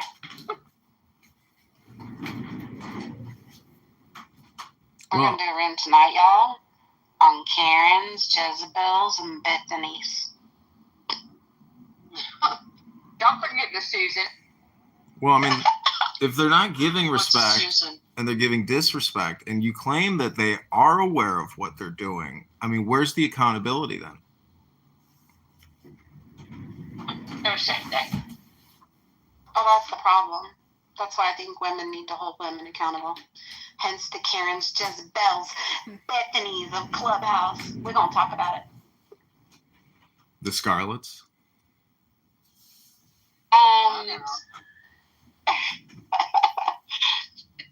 Scarlett's going to help. We're having an all-star cast, an all-star modcast. I think it's going to be Scarlett and myself and possibly Edie and MG and Elle.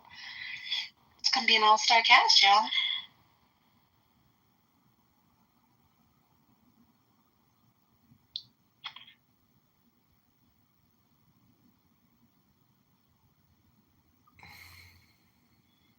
Well, there's nothing better than a good top of a muffin and a cup of coffee in the muff on a Friday morning. That's right. That's right.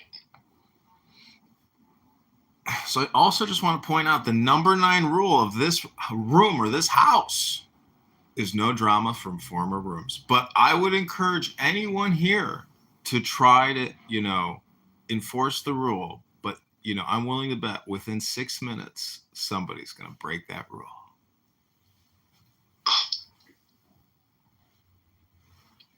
Oh no, this room's kind of winding down, John. You might lose that bit. Oh, well, I could break the rule.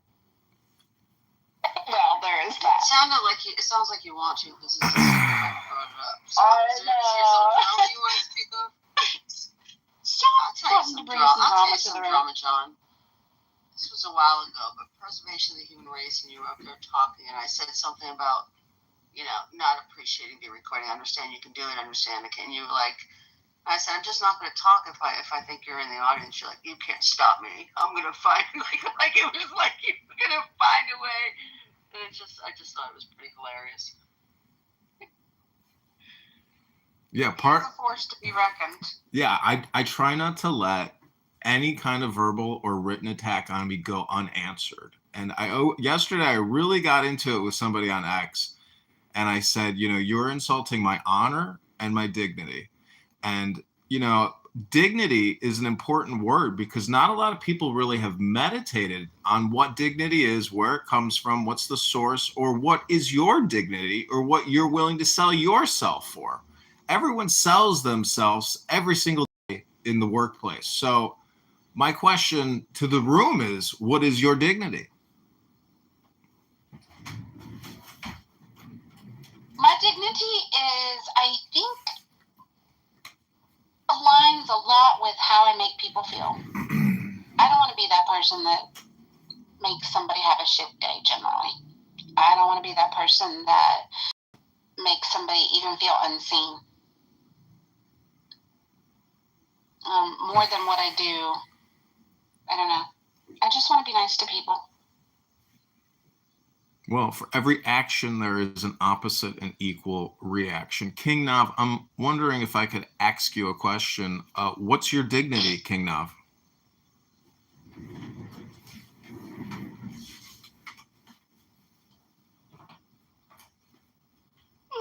No. Yo, what's up? You're such a little broom slut. You never stay anywhere for very long. Ah. You pop in here and I'll be like, oh, I'm going to say hey to Norm. And I look and you're gone. And I'm like, God, he never sticks around. Pour me a martini and threaten me with a good time. Yep, he's always bouncing around. I'm just like, missed him again. You're in, you're out. We must. I guess I have like some kind of an extreme case